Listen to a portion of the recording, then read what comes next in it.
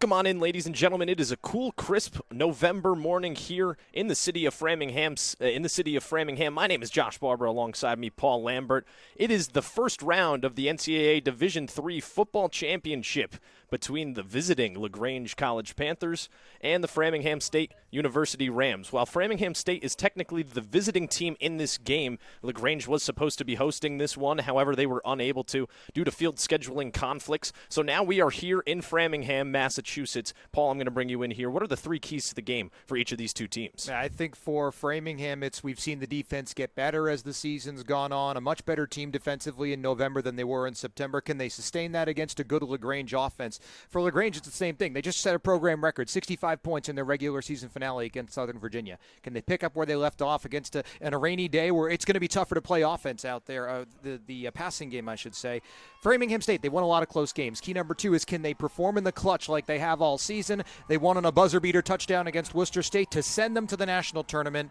For LaGrange, can they stop the combination of Marcusella and Fowler on that Rams offense? And for both teams, number three, can you stay disciplined? Two of the most penalized teams in college football. Expect a lot of yellow, not just for the Rams' home colors, but have seen a lot of flags for both teams. So whichever team can stay away from those penalties, going to put themselves in better situations. As both teams out here getting prepared for this opening kickoff.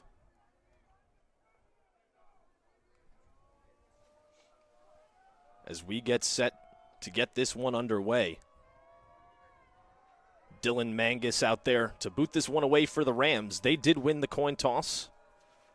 They have deferred and will receive the second half kickoff, which means we will get to see Henry Broadnax in this Panther offense to start off the game. Mangus making sure his guys are ready. Is the right good? Is the left good? We are good, and we are underway here.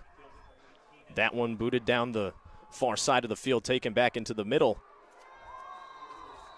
And that return will be stopped short right around the 36-yard line of the Panthers.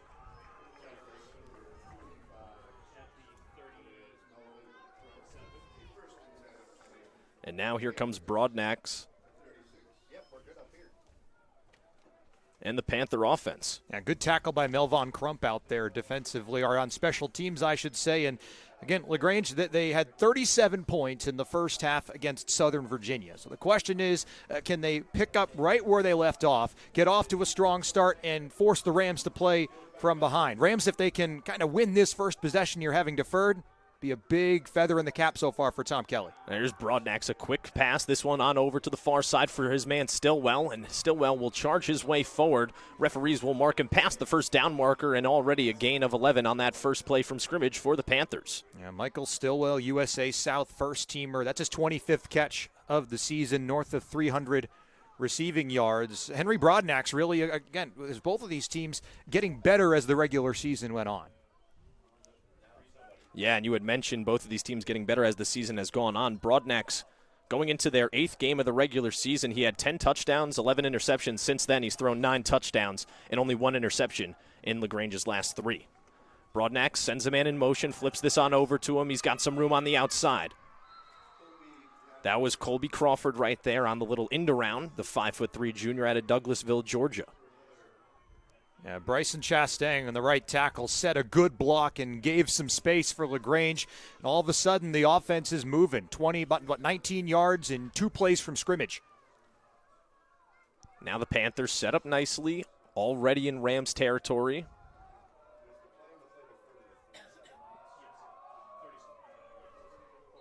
At the 45, the chains were moved. They were moving on the far sideline over there. An official timeout being taken here by the officials. Yeah, as you mentioned, looks like the chains had been moved. The initial signal was first down. The chain gang moved down and then moved them back because it looks like it's going to be second down in a yard and a half or so. So now here's Broadnax in the Panther offense.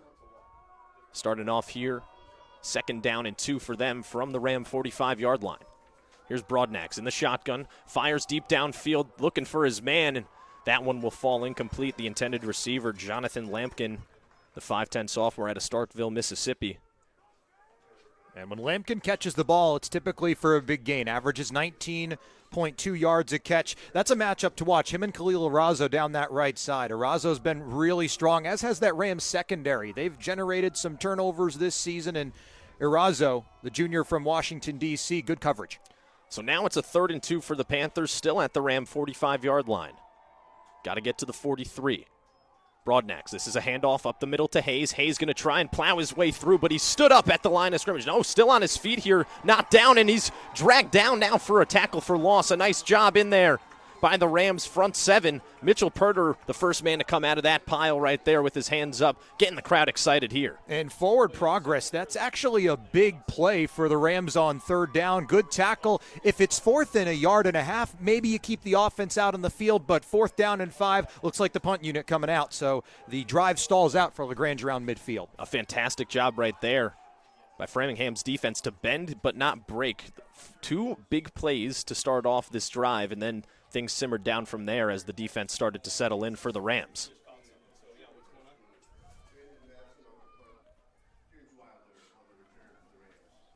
Wilder back to return for the Rams.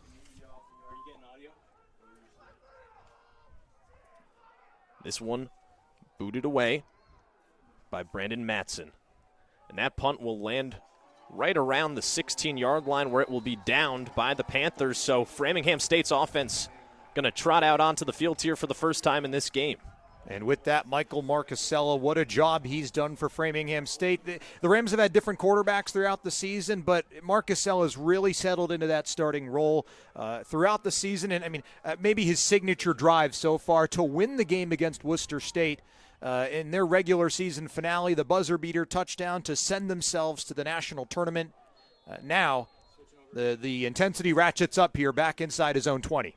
So now here's Marcusella in the shotgun. He's got 2 wide receivers off at the bottom of your screen. This is a handoff instead off the right side, or excuse me, the left side there. It's going to be to Jaheim Daniels, the 5'9 sophomore out of Norwalk, Connecticut. Yeah, Ched Smith, the linebacker, good tackle by Smith. He's been part of that LaGrange, the way they set up, really a front 8 on defense, and so good, and that's going to be the key for LaGrange, is can they continue to bring pressure on the Rams' offensive line. Yeah, and one thing that really stood out to me on film as well when it comes to the LaGrange defense is how much they swarm to the ball. There's always going to be at least 5 guys to the ball for LaGrange, so watch for those red helmets to be swarming around the ball carrier. Here's a handoff to Daniels up the middle, breaks free a little bit before getting taken down there in the second level. A nice initial burst through the line of scrimmage will gain him 5'10", sophomore out of Atlanta, Georgia. He's got 24 total tackles and 2 tackles for loss on the season coming into this one, and a nice pass breakup right there. Yeah, the ball was intended for Gallant. It was off his hands. Looked like Gallant he saw Scandrett closing in. You talked about it. Yep. Swarmed to the ball a lot, and Scandrett was ready to lay a huge hit in. Gallant can't hold on, and the Rams go 3 and out. And there's a lot of different football lingo that could be thrown around, but one thing I would say about the Panthers defense, they're twitchy. They're fast and they're twitchy. Their change of direction and lateral movement is very, very good, as that punt nearly gets off and a flag comes flying in back there. We could be looking at a roughing the kicker penalty, so the Rams offense might actually be coming back out onto the field here. Well, the question is if it's the running into or if it's roughing. Oh, they picked the flag up. The defensive player was blocked into the punter, apparently, by the referee, so the punt will officially be down at the Panther 41-yard line, and that is where Broadnax in this offense will be starting out. Yeah, and LaGrange, it's not just on defense, it's on special teams too. When you mix and match up where your pressure is going to be coming from, it's harder to cover for protecting, whether you're protecting the quarterback, whether you're run blocking, or whether you're protecting your kicker or your punter. So almost turning into trouble for the Rams, and decent starting field position here for LaGrange at their own 41. So Broadnax in this offense, back out onto the field here for the Panthers. Broadnax in the shotgun. Sends a man in motion, that's Stillwell. Waiting for the snap. Gets it. This will be a handoff up the middle into the second level that time to Karis Bozeman, the 5'10 junior out of Montgomery, Alabama. He's got 6 touchdowns on the year so far. He leads the team in touchdowns other than Kirk Scott, but we'll get into Kirk Scott once he checks into the game, because this offense for the Panthers likes to run some weird trickery with their quarterbacks here. Kirk Scott, technically listed as a quarterback, leads the Panthers in rushing touchdowns with 7. So here's Broadnax in the shotgun, finds Bozeman to the outside, and he'll stay on his feet here after running over a man, still on his feet down the far side, and gets it into Ram territory. He is a hard guy to bring down. Whether he's running the ball, whether he catches the ball, he averages almost 6 yards a carry when he's running it. That time looked like he's going to get blown up after the catch for a 2-yard loss. Breaks a couple of tackles and ends up pushing the ball into Rams territory down to the 45.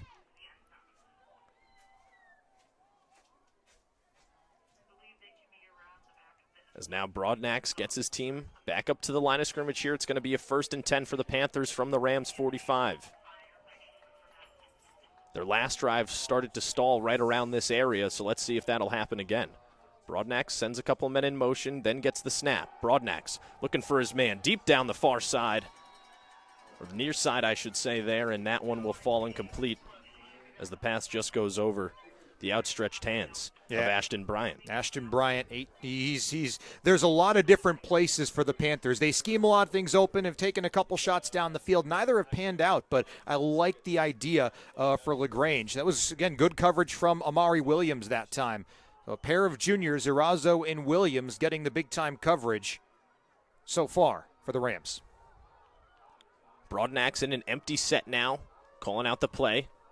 It's going to be a double stack formation. 4 wide receivers stacked 2-on-2 on top of each other here on the near side of your screen. This is going to be a quick fade ball on the far side. That one falls incomplete, intended for Lampkin. And that's a nice little wrinkle right there. You got the double stack on the near side of the field, and then you have Lampkin in one-on-one coverage. That's your deep threat, and you try and get him on a fade ball down the far sideline, and that just didn't seem to work out right there. Broadnax's been quite inaccurate so far in this game. Yeah, and it looked like maybe you're setting up for a screen down bottom with Colby Crawford. He was open as well. But, again, the Panthers trying to take that deep shot downfield. Not a bad throw. Looked like Lampkin kind of lost it a little bit. Wind is swirling around. And for the second time, the Panthers face a 3rd down right at the 45. 3rd and 10 from the 45 for LaGrange.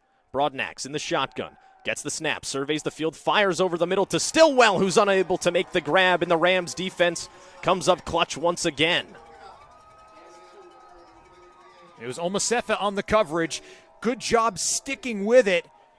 It's like Stillwell had a shot at it. Would have been a great catch for Stillwell regardless, but just enough disruption from the freshman to knock that ball free and send out LaGrange to punt again. Yeah, it seemed as though Stillwell definitely had enough to possibly haul that ball in there. It looked like he actually was nearly able to corral it. It's just the conditions currently with the weather making the ball wet, probably wasn't able to stick to his body as much as he would like. Wilder back deep to return here for the Rams. That punt is high and short, and it'll go out of bounds right around the Rams' 25-yard line. So a short 20-yard punt, they'll actually mark it out around the 30-yard line, which is even better for the Rams. And that is where Marcasella and this offense will start things off. Well, it's been a bit of a field position game so far, and I think, again, when you start bringing the weather conditions, the temperatures cool down a little bit, it becomes a little bit more of that. You expect a lower scoring game. So the Rams have done a good job getting the Panthers into a couple of 3rd downs, have made the 3rd down stops, and have actually won about 15 yards of field position from their previous drive. Marcasella hands this off up the middle to Daniels, who's only able to get about a yard or 2 out of that carry right there. Daniels on the year, averaging 4.3 yards per carry, 61.2 yards per game. And he's got 6 touchdowns in 10 games so far throughout this season to go along with it.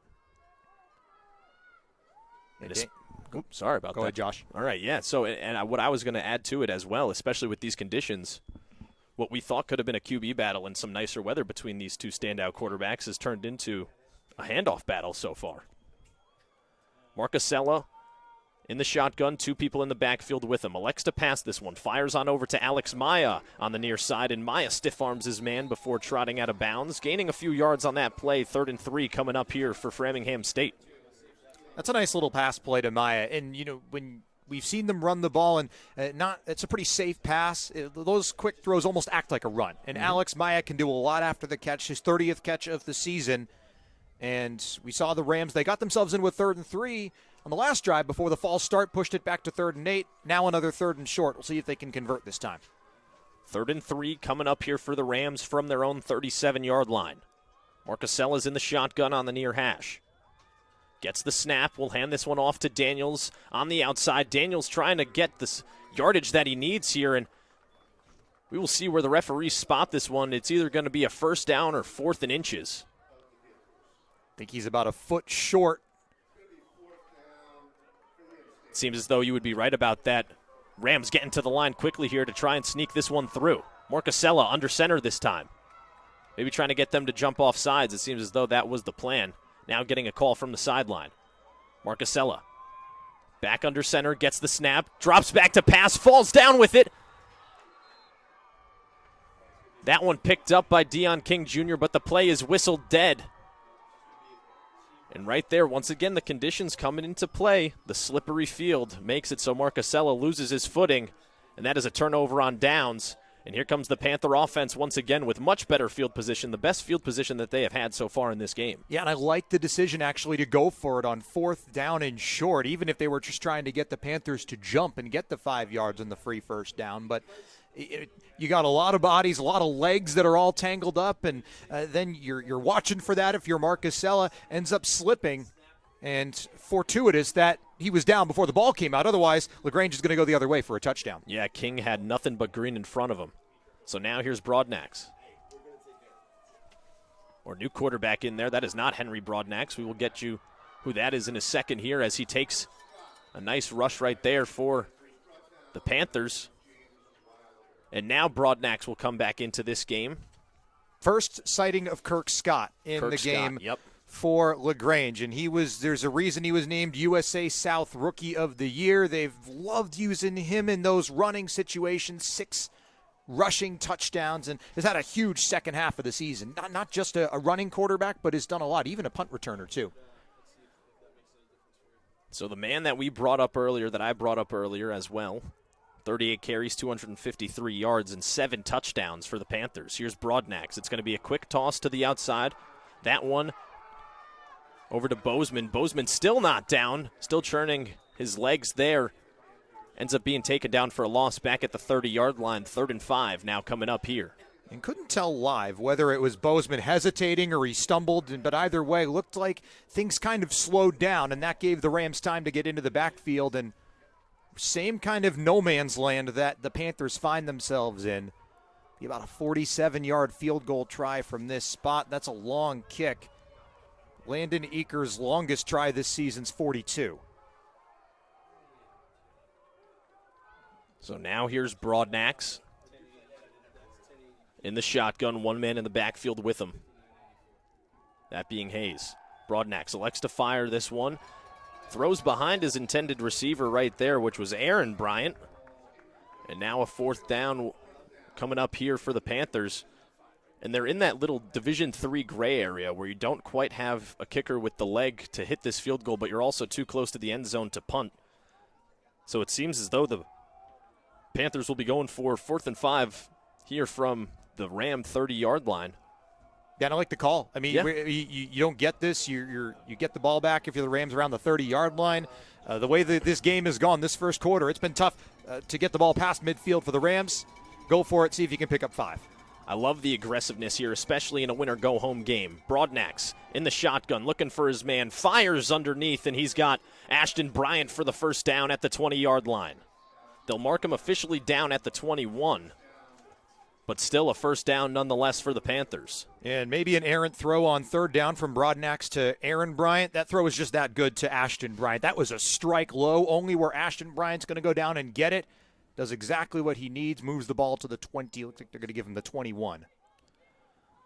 Score still tied at 0-0 here with 5:22 remaining in the first quarter of play. Here's Broadnax. This is going to be a toss to Bozeman off the right side. Bozeman able to gain a couple on that play, but not much, up to the 19-yard line.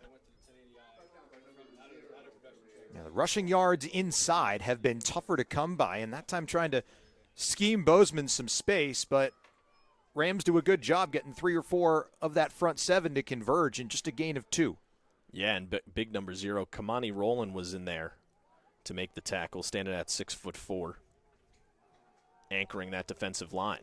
Yeah, 11.5 tackles for loss this season for Rowland. Far and away the team leader for the Rams. Here's a quick pass over to Stillwell, and Stillwell gets driven out of bounds. A nice job right there. Devine Johnson. And it looked as though right there he drove him out of bounds almost like an offensive lineman. He did. Get your hands inside and then just drive for 5. And Stillwell, the momentum of that took him back behind the line of scrimmage a little bit. Definitely a good read to get there. But Stillwell not sure when that ball was in his hands. It was going to take a lot for him to turn the corner and make something sizable out of that. So 3rd and 8 now coming up for the Panthers here. Kirk Scott is in the game. Broadnax has been taken out. 4 seconds remaining on the play clock. Sends a man in motion. Scott gets it. Elects to keep it himself, and he'll get stuffed immediately. Tried to take it up the middle instead of tossing that one on over to his man. And that middle is just clogged up as it has been all day. Great job by Framingham State's front 7. Yeah, Jordan Cabbage-Stock emerged from the pile first, but he wasn't alone, and right now, the Panthers are 0 for 4 on 3rd down, out to send the field goal team. Landon Eaker looking to finally break the tie and strike first here for the Panthers. That kick is up, and it is good as it goes through the uprights. So the Panthers will have a 3-0 lead here with 3:13 remaining in the first quarter off of an Eaker field goal. And that's big right there. If you can have if you can have somebody like that, especially at the Division III level, a kicker that can at least hit from 30 yards, that's big, and that'll work in your favor the majority of the time.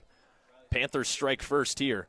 Framingham State and Marcasella getting ready to come out onto this field here and try and answer what Broadnax and the Panthers just did. It was a nice drive by LaGrange right there that ended in a score.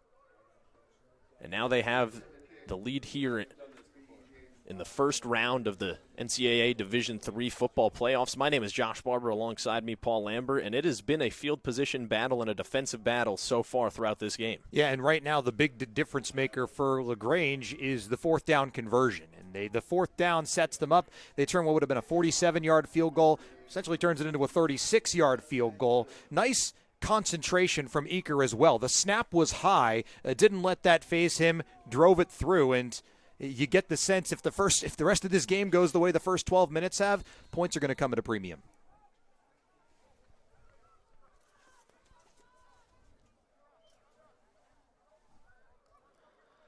As now LaGrange kicks this one on down for Framingham State. There's a lane that opens up there for the returner. In there on that return is going to be number 3, James Wilder, as he takes it up to the 27-yard line.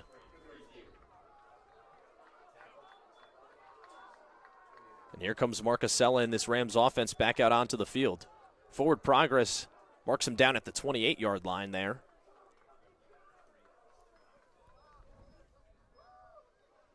As here's Marcasella and the Rams offense back out onto the field. What do you want to see out of them more? I think if they can get the passing game going, haven't seen them throw the ball a lot, and some of that's the weather conditions, some of that's the field conditions, and it's just been a challenge. Now here's a quick toss on over to Gallant on the far side. Gallant's able to get into the second level up to around the 35-yard line, and that's a nice gain on first down for the Rams. Keon Stoudemeyer made a good tackle on that left side. Thought Gallant was going to get a lot more than just those 7 yards. But Stoudemeyer saves the first down. And as we've seen in this game so far, Josh, just because you get it into second and short doesn't mean these first downs are automatic. They've been tough to come by. Yeah, absolutely. Marcasella in the shotgun once again. Daniels back there with him. A man sent in motion. Marcasella gets the snap, quickly fires over the middle. He's got his man. It's Surrett. Surrett still on his feet after running a man over, and he is across midfield into Panther territory. The Rams are in plus territory for the first time today. And they're picking up the pace a little bit with that passing game. Aiden Surrett, someone who's come on, too, in the back part of the season. As Marcasella and the passing game has improved, so has Surrett. 31 catches through the regular season, withstood a big hit, saw the ball pop free a little bit, took it back, added more yards, and for the first time, Framingham State is into Panther territory. So it's 1st and 10 here for the Rams from the Panther 48-yard line. Marcusella gets the shotgun snap, hands it off up the middle to Daniels. Daniels able to churn out around 3 yards off that play, getting up to the 45. And if they could start to establish the run game here for Framingham State with Daniels, I mean, the Rams' offense is very balanced when they're able to execute properly. So I'm interested to see what the response is going to be here just throughout the entire drive, and it's been pretty good so far to that scoring drive from LaGrange. Marcusella hands this off up the middle. This one going to be to Ransford Audrey, and Audrey able to churn out a couple more yards, so it is a 3rd and manageable coming up here for the Rams. And Audrey a little bit more size, so more of that power back for the Rams has been Audrey. Averages about 4 yards a carry, put themselves into a 3rd and manageable. I think you're in 4-down territory right now if you're Framingham State down 3. But you know, I think the last drive, even though it ended with Marcusella slipping on 4th and short, I thought the offense looked better on that drive than they had on the first couple. You're absolutely right about that, Paul. The Rams are most definitely in 4-down territory. As here's Marcusella, has to get this one out quick, is able to hit his man for the 1st down.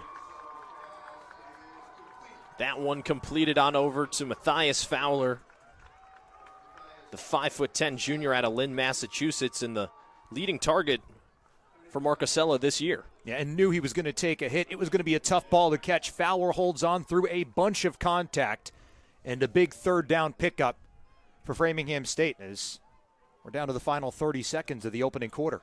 That's something Tom Kelly must have told his team is, hey, whenever you get the ball, be prepared to be hit because this team swarms on defense, and we're seeing that so far out of the Panthers.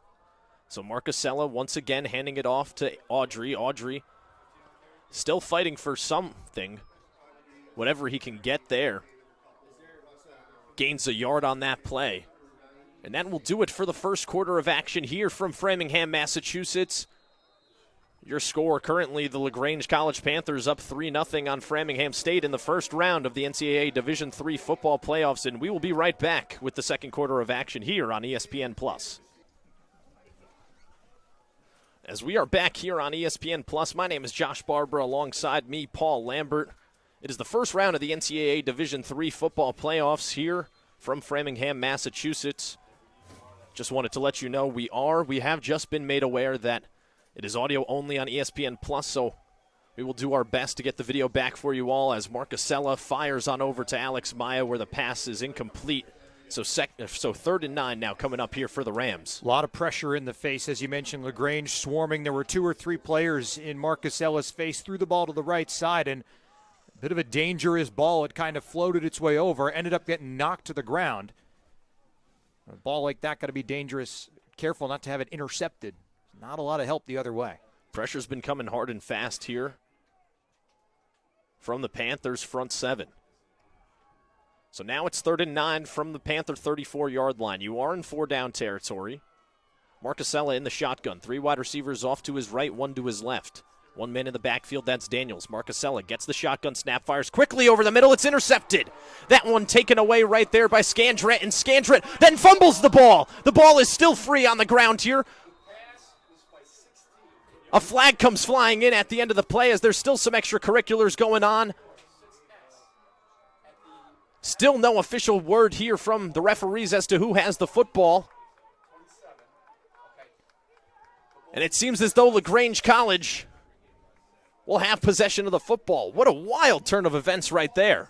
Yeah, they got back on the ball, it looked like. But so Marcusella drops back. He's back to pass. We've talked about the field conditions. He slips trying to step into his throw, doesn't get all the gas on that ball that he wants. It's undercut, intercepted by Scandrett, his first pick of the season, and LaGrange going to be in business.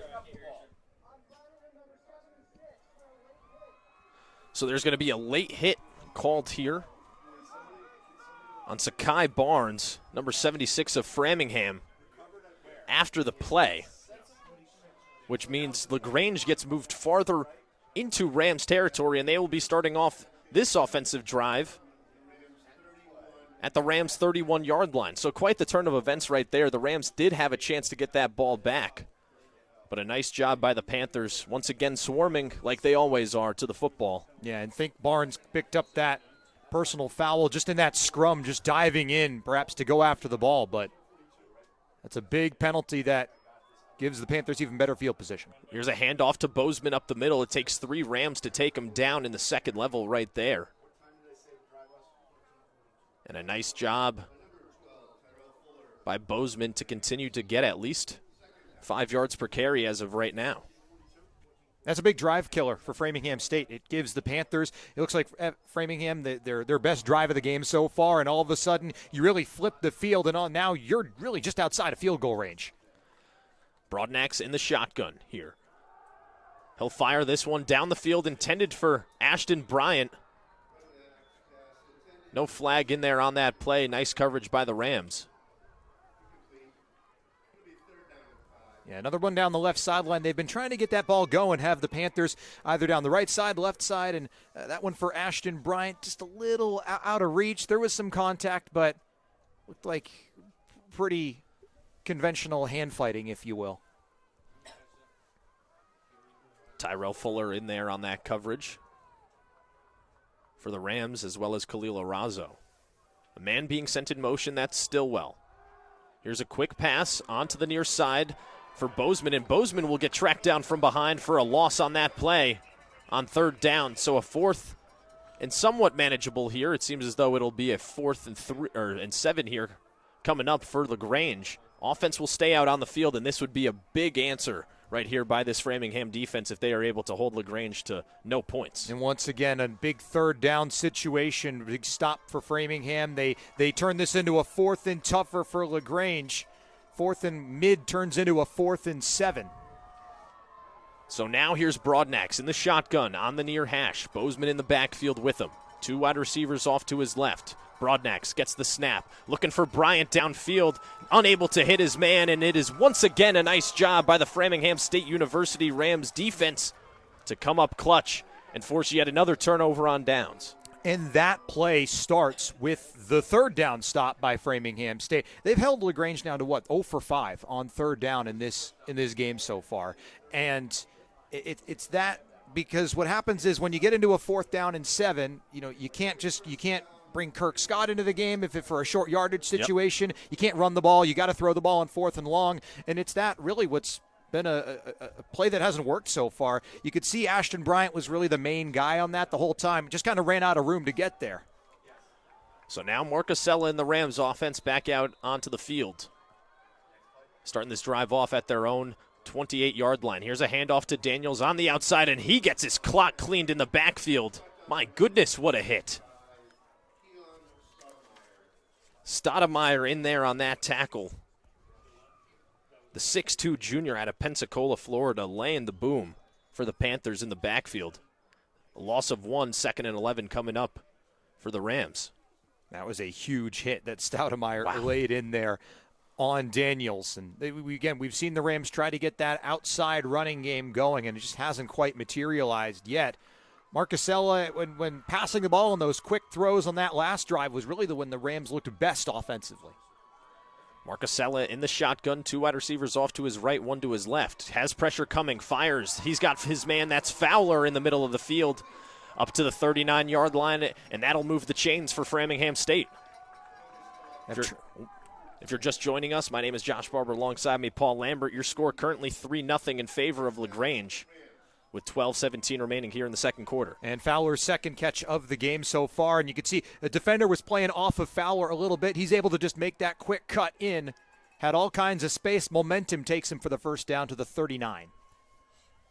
So now Marcusella in the shotgun once again. It's going to be a quick pass on over to Ty Kelly. Kelly able to make something out of nothing. He was going to be wrapped up for a loss of 1. Ends up with a 5-yard gain up to the 44-yard line. And the Rams will have 2nd and 5 coming up. He's been pretty good in those short pass situations, has Ty Kelly. That's his 11th catch of the season. And, again, we talk about the Rams. You're not getting the actual running game going with Daniels. Well, okay, let's get the ball into some receivers. Short yardage. Let's rely on the speed, the cuts of our players. Spend a lot more time on this grass than the Panthers have. So now Marcusella in the shotgun once again. 3 wide receivers off to the left for him. Quick pass, that one tipped at the line of scrimmage. And LaGrange looking Looking like they picked up the ball right there, trying to take it back for a touchdown, although the play was whistled dead. That pass was intended for Jaheim Daniels. It was a quick swing pass to the outside, and Ronte Grady, the big 6'3" freshman out of Norcross, Georgia, making the play in the backfield. 3rd and 5 coming up now for Framingham State from their own 44-yard line. And Grady got there because Marcus Ellis tries the pump fake, trying to shake off the defensive back, and Grady gets the ball, gets his hand on the ball, and now a 3rd and 5, as you mentioned. Marcusella in the shotgun, gets the snap, quickly fires over the middle to Kelly in the middle of the field on a slant route, and now they're into Panther territory at the Panther 44-yard line. And once again, Kelly, the thing that's so interesting about him is if you could get him into open space, he can make you miss. He's a shorter guy. He's a speedier guy. He has a lower center of gravity, so he's a lot more fluid in his movements. And once again, we just saw it right there. That release was absolutely fantastic off the line of scrimmage. Yeah, great timing play by the Rams. Marcusella gets back to the 3rd step on his drop, slings it over to Kelly. Again, you mentioned not a huge receiver, 5'8", 145 pounds, but beating the Panthers on their speed right now. You got to play a little bit faster. That's what's worked for FSU. Marcusella in the shotgun once again has pressure coming immediately. He's got to step up in the pocket, gets rid of it on over to Maya. Maya runs a man over, still on his feet, and he'll be able to lunge his way forward for a couple more yards inside the Panther 40 up to the 38. Marcusella hung in there, and there was pressure coming in on him. Immediately on the crosser for Maya, though. Maya had some space. If Marcusella knows he's going to get hit, takes that extra 1/4 of a second, he does get hit, but it's a quality 7-yard gain. Yeah, and Zamarian Hudson was immediately in the backfield untouched, and you got to think, was that designed that way in order to get an extra blocker upfield? Kelly in motion here. Marcusella in the shotgun, hands this one off. Daniels has nothing but green in front of him. He'll take it to the 10-5, touchdown Framingham State. The offensive line opened a hole. It parted like the Red Sea. And Daniels takes it in for 6. Framingham State now with the lead. A 37-yard score. Great blocking up front. The Rams, they've been waiting and waiting. You throw it outside on these short passes, all of a sudden, things open up inside. And Brandon Brooks looks like had a beat on him initially in the secondary for LaGrange. But the sophomore, looks like that grass got him again. He slipped. That gave Daniels the time he needed to turn that from maybe a 25-yard gain into a touchdown. And the wide receiver, Ty Kelly, in there to boot this one through the uprights as the placeholder here for the Rams. The snap is down, kick is up, and it is good. Framingham State now with a 7-3 lead here with 9:51 remaining in the first half. Marcusella coming off the field hyped right now, hyping the fans up, hyping his sideline up, flexing his muscles right now, high-fiving everybody in sight. And the Rams up 7-3. And although this is a road game, it has a home atmosphere as Framingham is hosting this game. Yeah, and again, we talk about it, just know the field better, have played on this, you say the turf, but it's a grass field, and it's been slippery out there. It kind of bit Marcusella on the last drive, right? He slipped when he was trying to throw it, turns into the interception. That time helps out Jaheim Daniels get into the end zone for the touchdown. But, Framingham, they've gotten better. It looks like really have looked more comfortable offensively, and they maybe were playing a little bit slower. I'm trying to say patience offensively in the first couple drives, but they've sped the tempo up, more timing plays, and that's resulted in really back-to-back good drives that have gotten deep into Panthers territory. This time the Rams finish it off with a score.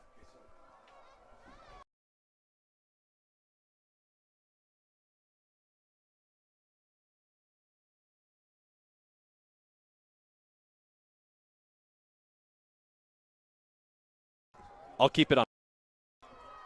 So now here's a return by Aaron Bryant. Bryant still on his feet, works his way up to around the Ram 38-yard line, and now the Rams got some fire in them as there were some extracurriculars happening after the play was whistled dead. Rams coming out here with some fire. They're feeling themselves after that last scoring drive. Yeah, a little bit of shoving, no flag comes out. Officials let them kind of settle that themselves. Yeah, let them play. But a good return. LaGrange going to get pretty good field position. Ball will start at their own 39-yard line. And we'll see, can the Panthers, after the only points they've had in this game so far have come on the ball that was picked off by Scandrett, put them well into Rams territory, just needed to get 10 yards to set themselves up for that field goal. I beg your pardon, it came earlier on in the game. Excuse me. Yeah. And the flags come flying in here. It's looking like it might be a false start on LaGrange. Wanted to mention that Kirk Scott is currently in the game there for the Panthers at the helm as the quarterback. Once again, if you are just joining us, my name is Josh Barber. Alongside me, Paul Lambert. 9:44 remaining here in the second quarter. Framingham State just took the lead. They are up 7-3 over the LaGrange College Panthers. We apologize. We are aware of the technical difficulties that have been happening not only with this game but around all of the ESPN Plus games that are covering the first round of the Division III football playoffs. So we would like to apologize for that, but we're going to do the best we can to bring you coverage of this game. Here's Scott on a designed quarterback run. Will move his way up to the 42-yard line of Framingham State. And that's why you have Kirk Scott in there.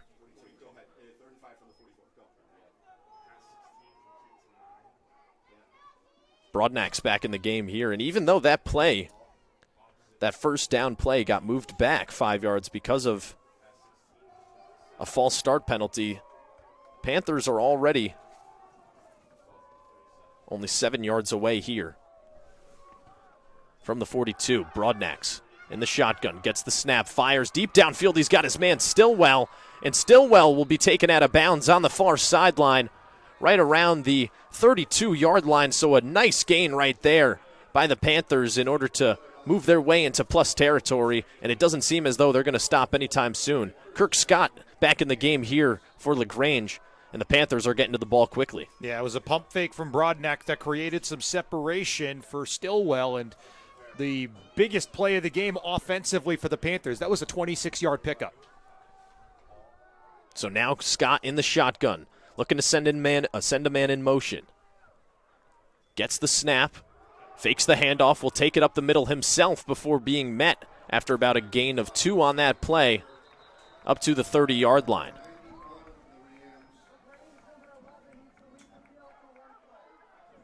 Scott's helmet popped off there as the head referee just made the announcement that he has to go sit on the sideline for at least a play, as Broadnack trots back out onto the field here for the Panthers.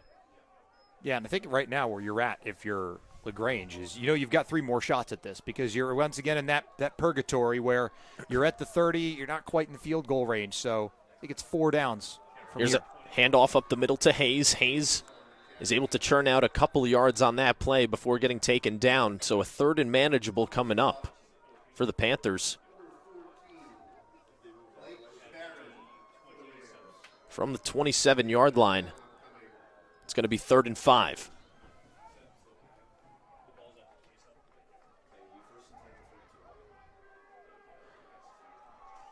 Big 3rd down play coming up here for the Panthers offense and Henry Broadnax. He gets the call from the sideline, relays that information to the rest of his team out on the field. Broadnax in the shotgun, Hayes back there with him. Man sent in motion. That's going to be Crawford. Broadnax gets the snap, looking to his right, fires deep downfield, looking for Bryant. A flag comes flying in. It was nice coverage on that play. Ball falls incomplete, but a flag comes flying in. In there on the coverage is number 21, Amari Williams. We will have to wait and see what this call is going to be here. Some of the Framingham players out on the field are saying this one might go on LaGrange. Yeah, there was a lot of contact. There was shoves. This may be an offensive pass interference. It looked like to be a push-off almost to create some separation.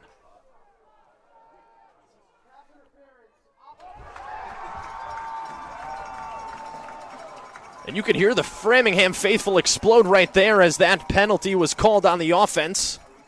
It was an offensive pass interference.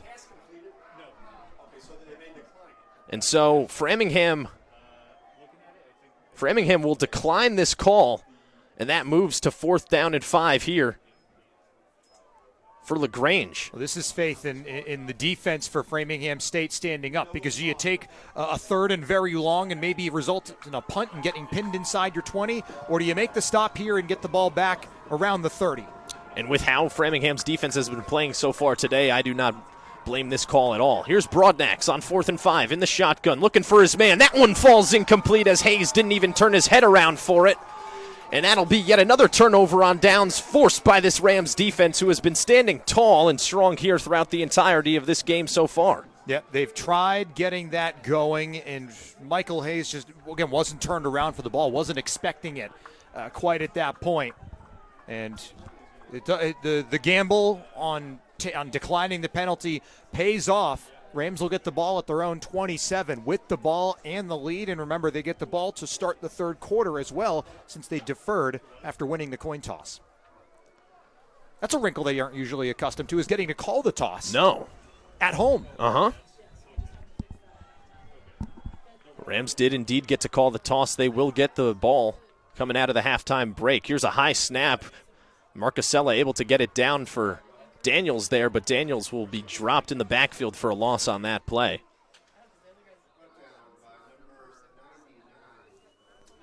In there on that tackle, Arlen Cove Paul, the 6'3" senior, or excuse me, my apologies, Javon Wells, the 6-foot junior out of Winder, Georgia. I was looking at the wrong board there, Paul. Yeah, well, Wells does a good job. And the key for Framingham is when they've played faster, well, how do you beat a team that's so good at getting to the quarterback? You don't give them time to get there. See if they keep the quick pass game going on 2nd and long. 2nd and 12 from their own 25. Marcusella having some time here will have to roll out of the pocket himself, elects to tuck it and run with it, and he'll get upended right there by Deion King Jr. King Jr. getting into the face of Marcusella. Marcusella talking right back to him, and that's the type of intensity that you want out of your quarterback, especially a true freshman. Well, he took the hit. He knew he was going to take a hit, and he's taken some shots so far in this first half. You go back to that pass he completed to Alex Maya en route on that touchdown drive.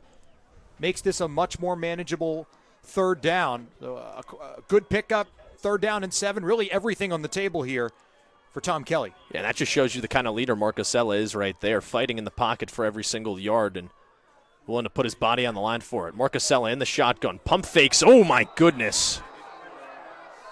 As a flag comes flying in late after the play.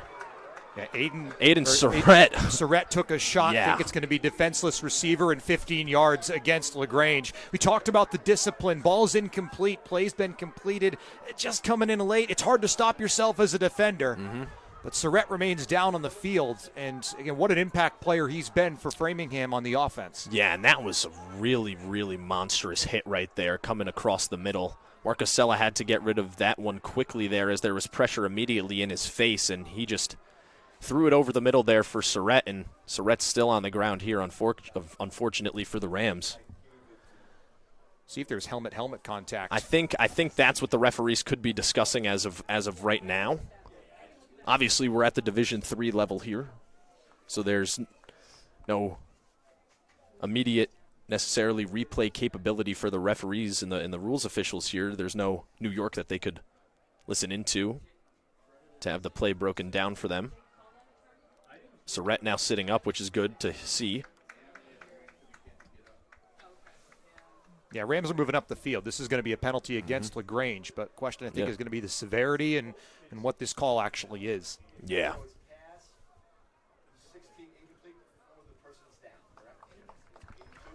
As Surratt is back up and onto his feet here. Does not need to be helped off the field. Seems as though he might have just had the wind knocked out of him and had his...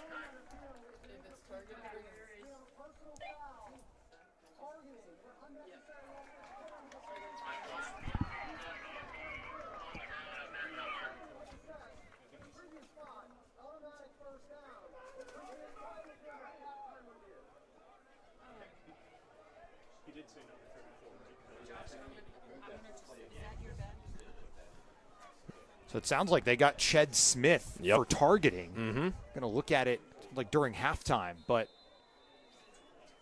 that would be big. That would have Smith. That would be massive there. One of their defensive leaders for the Panthers. As here's Marcusella with a handoff to Daniels, looking to fight for any room up the middle there. He's unable to find any. Dropped for a loss in the backfield. 2nd and 11 coming up for Framingham State.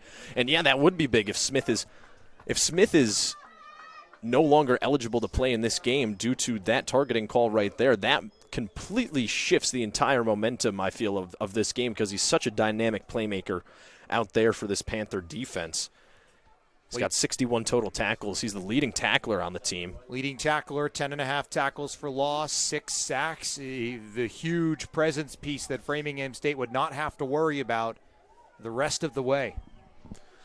So now on 2nd and 11, Marcusella in the shotgun. 3 wide receivers off to his right, 1 to his left. Marcusella fakes the handoff, fires quickly over the middle. That one intended for Matthias Fowler will fall incomplete. Threw toward double coverage that time. Skanderit was right in the vicinity, almost had his second pick of the game. And boy, LaGrange, it would be what a job they could do here on 3rd down and 11, 4:47 left in the half. Kind of knowing the situation. Can they make one more stop and then get the ball back? Still only down 4 points. Yep. Despite those offensive struggles. 7-3 is the score in favor of Framingham State. 4:47 remaining here in the second quarter. Under 10 on the play clock. Marcusella in the shotgun here for the Rams. Ball placed in the middle of the field. Marcusella drops back to pass, gets it out quickly. That one on over to Ransford Audrey, and Audrey gets upended right at the line to gain. It seems as though this might be a 4th and inches coming up here. Nope. First down is awarded to the Rams. And that'll be a fresh set of downs here coming up for Framingham State as they move their way into plus territory. Spot from the near official was a better one for Audrey. Pressure comes in. Most pressure we've seen from LaGrange in a while. They dial it up perfectly, do the Rams. Perfect call against it with the screen. Audrey has space, and the momentum gives him the 11 yards in the first. So now Marcusella in the shotgun once again. Hands it off to Audrey up the middle, and Audrey more of the power back between the two. He gets met at the line to gain. Gains about a yard on that play, so 2nd and 9 coming up here. Yeah, and even if Framingham State had been in a 4th and inches, I would have said go for it. Yeah. You got absolutely. 4 minutes to go in the game. You're in control of the game. Keep control of the game, knowing you get the ball back in the start of the 3rd quarter. Now we're in the middle 8. Whichever team's going to win the middle 8 in a game that's been as tightly contested as this one, they have a huge advantage going into the middle of the 3rd quarter. Mm-hmm.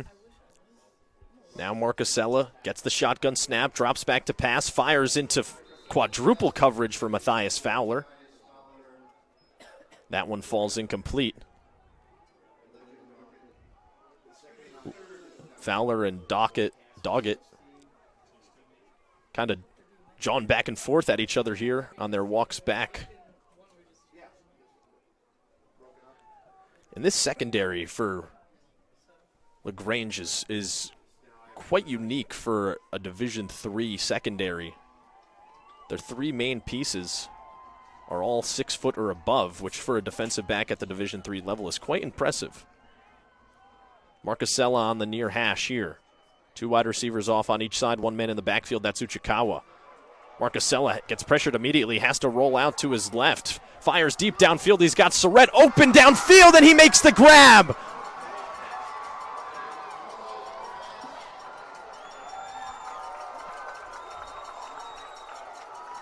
Aiden Surrett lays out for the diving catch. And that's a way to make your presence known. Unbelievable catch by Surrett. Remember, he had to just be be looked at, attended to after that big hit. Officials are talking it over. It was juggled by Surrett. I thought he stayed under it live. I did as well. It seemed as though he actually might have just held it onto his helmet. And the momentum may have taken him across the goal line. Yeah. That might be what the officials are talking about right down at the end zone right now. Officials huddling up here, trying to figure out what this call is going to be. Either way, a fantastic grab right there by Surrett. I thought he caught it and was short. Yes, I would agree. I would agree with that. I think he caught it and he was down at the 1 yard line. I do not think this should be a touchdown. Oh, okay, so an incomplete pass is the official call here from the referees after all that deliberation. And the Framingham faithful not happy with it whatsoever. Either way, what an effort play right there from Surrett. Yeah, and it's a great job by Marcusella. He hung in there. I thought he was going to take off and run with it initially and kind of make it into a more manageable 4th down. But he hangs in there for what felt like forever, slung the ball. Only guy who was going to get it was Surratt, laid out for it, bobbled it, and the ball must have come loose. There was an official right down there who admittedly has a better view of Surratt than we do up here. Mm-hmm. That's a huge call for LaGrange, because instead of 1st and goal at the 1 or even a touchdown, it's 4th and 9, and you get the ball back still with 3:13, all 3 timeouts, and the 2-minute timeout. Yeah, and I think the thing that really might have made it so that was called an incomplete pass is the fact that the ball was still moving around a little bit when Surratt landed on the ground there. So either way, Surratt to punt this one away for the Rams now, and back deep to return is going to be Kirk Scott for LaGrange. Oh, Surratt slips on the slick field right there. That ball bounces its way into the end zone barely. It almost settled down right around the 1-yard line, but a nice job of Kirk Scott letting that one roll into the end zone. And so here come the LaGrange College Panthers offense back out onto the field with 3:21 remaining here in the second quarter, looking to take the lead. And if you were with us and you saw that rain earlier on, looks like the sun's starting to pop out. Much nicer in terms of what the weather looks like, as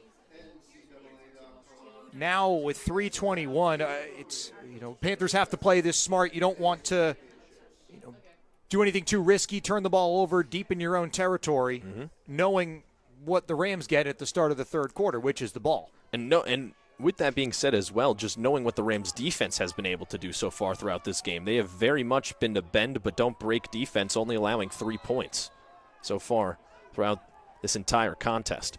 Kirk Scott in the backfield in the shotgun here for the Panthers. Gets the snap, elects to take it himself here as he normally does. Still looking around, fighting for some extra room here to work with, and he'll end up getting stood up after about a gain of 1 on that play. In Framingham State, you wonder, too, do you start taking your timeouts at any point if you get into, say, a 3rd and long? Or do you say, okay, we know we're going to get the ball start of the third quarter. Let's not get greedy. We don't want LaGrange all of a sudden to rediscover that offensive footing they had to close out the regular season. I would say play it a little more conservatively as of right now. You want to get this win, and you want to have the lead, and you want to maintain the lead. So continue to put it on your defense the way that you have been if you're Coach Tom Kelly, with also knowing the fact that your offense can gash the Panther defense for big plays if needed. Here's a screen pass underneath for Hayes. Hayes gets dragged down by his ankles right there by James Wilder. Hayes unable to get that first down, so a 3rd and short coming up here for the Panthers. Great tackle by Wilder. 51 tackles entering today to lead the team, and that saved not only a first down, but a lot of yardage for LaGrange. And now on 3rd and short, can LaGrange, we've seen them struggle on the 3rd down so far today. Can they get a first down here? They don't have to run this play until the 2-minute timeout. Yeah, and another thing that I want to mention about Wilder is he leads the team in solo tackles as well with 42 total. So 42 out of his 51 total tackles have come by himself as we have reached the 2-minute timeout here. Your score from Framingham, Massachusetts. Framingham State currently in the lead here over LaGrange College by a score of 7-3.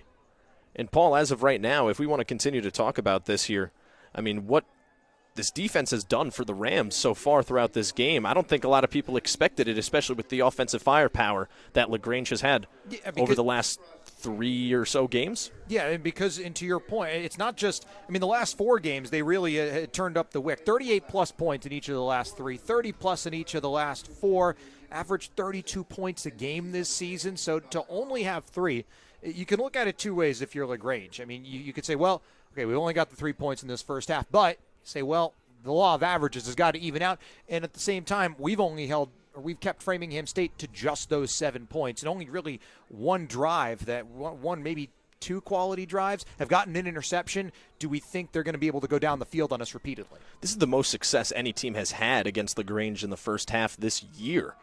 Framingham State doing a fantastic job as of right now, holding the Panther offense to only 3 total points. Kirk Scott in the game for LaGrange College on this 3rd and short. Strong side shifts to the other side here. A flag comes flying in as the ball was snapped. And Scott, it seems as though he may have gotten this or may not have. He got stopped right around the 30-yard line. But we will await to see what the flag is here on the play.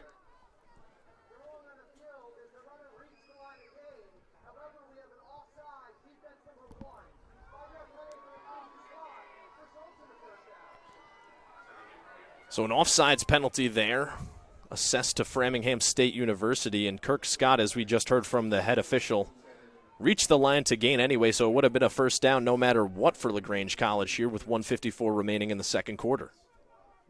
Yep, take the yards, though. You get an extra 3-4 yards by accepting the penalty. So with that, you get Broadnax out there and everything. The main goal right now for the Panthers, don't let the Rams touch the ball the rest of this first half. You want to go, perfect scenario is you run the ball into the end zone with 15 seconds left in the first half. So now Broadnax back in the game for the Panthers. In the shotgun, gets the snap, looks off, deep downfield, looking for Stillwell. Stillwell! Did he make that catch? He did! Flags come flying in, however, so we'll have to see if that play will stand, but Stillwell makes an incredible catch in one-on-one coverage against Devine Johnson to get down to the Rams' 36-yard line as of right now. Yeah, this is going to stand. I think that was an interference call against Johnson. He was holding the arm. What a grab by Stillwell. My goodness. Why don't you go put that on You Got Mossed? Yeah, that's a perfect throw, too. Best throw from Broadnax so far this afternoon. Yeah, fantastic ball placement.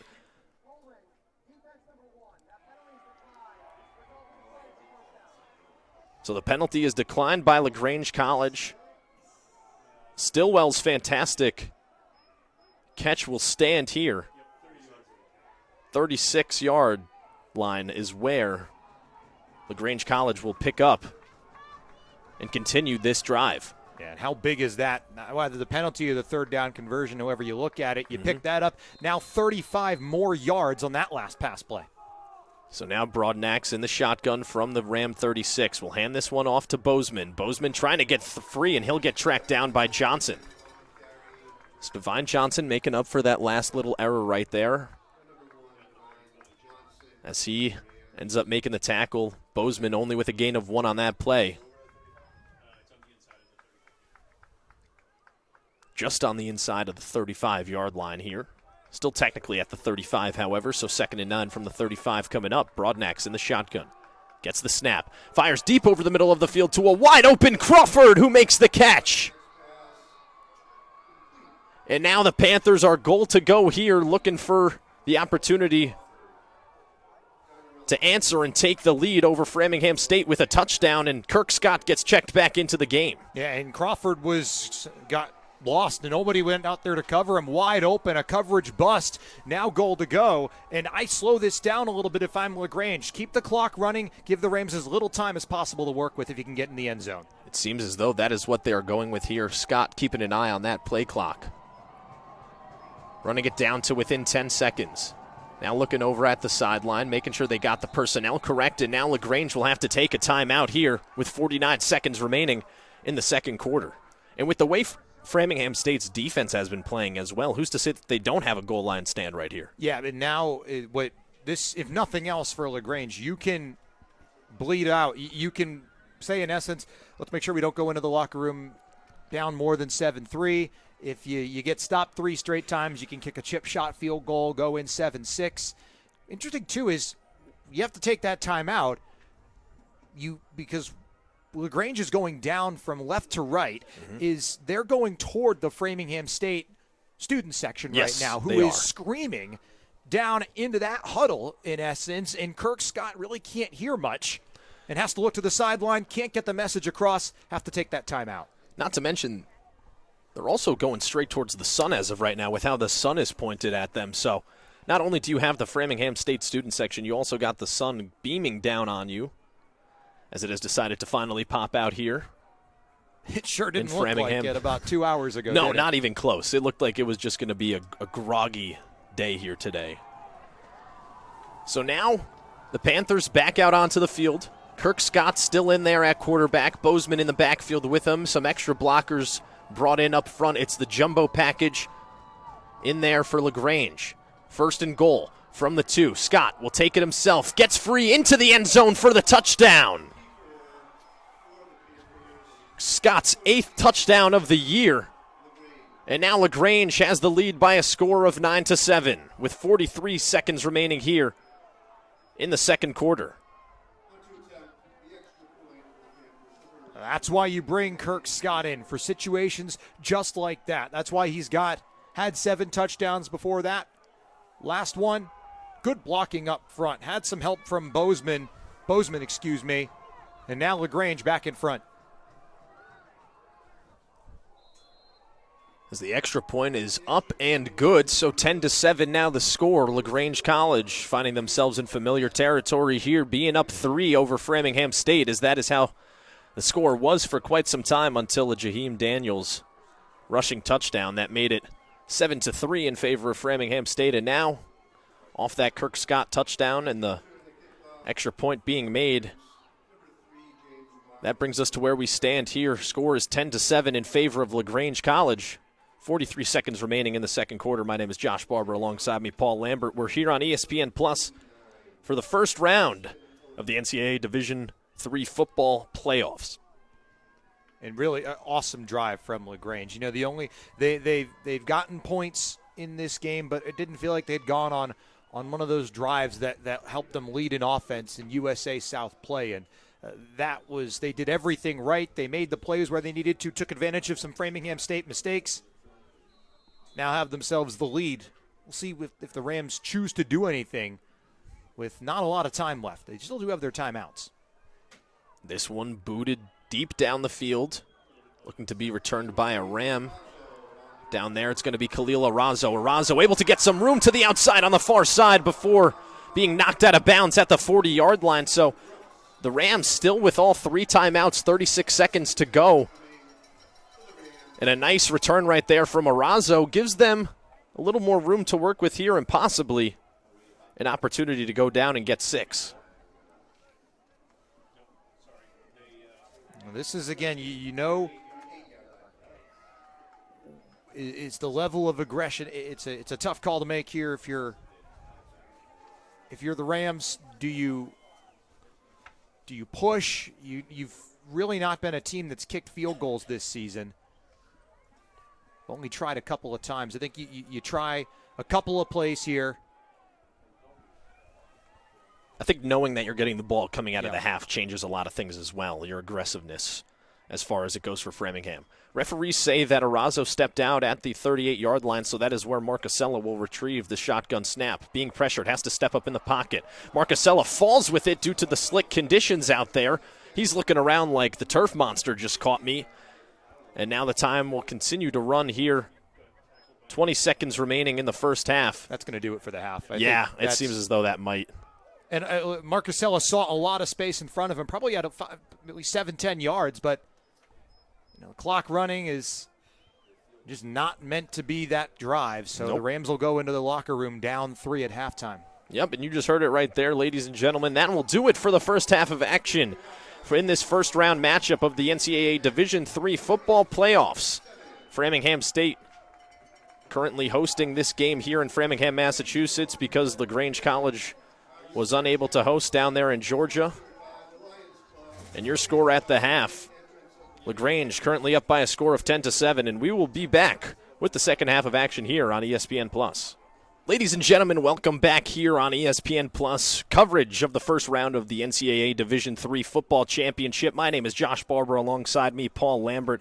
A fantastic first half of action between the Framingham State University Rams and the LaGrange College Panthers just took place here. Score coming out of the half is 10-7. Time of possession is completely even right now. 15 minutes for Framingham State and 15 minutes for LaGrange. Something I've never seen before in a football game, where it's a completely even time of possession throughout the first half, and it's been a back-and-forth affair between these two teams so far. Yeah, usually you look at the yards and the points and the first downs and third down percentage, but I actually love the time of possession being exactly even, because it really felt like a 50-50 game both ways. Felt like Framingham State's third down defense was very good, forced LaGrange into some tough spots, but ton of credit to the Panthers. They go down the field on that one the last couple minutes of the first half after really being banging the head against the wall, really, the entire first half. They take advantage of a coverage bust.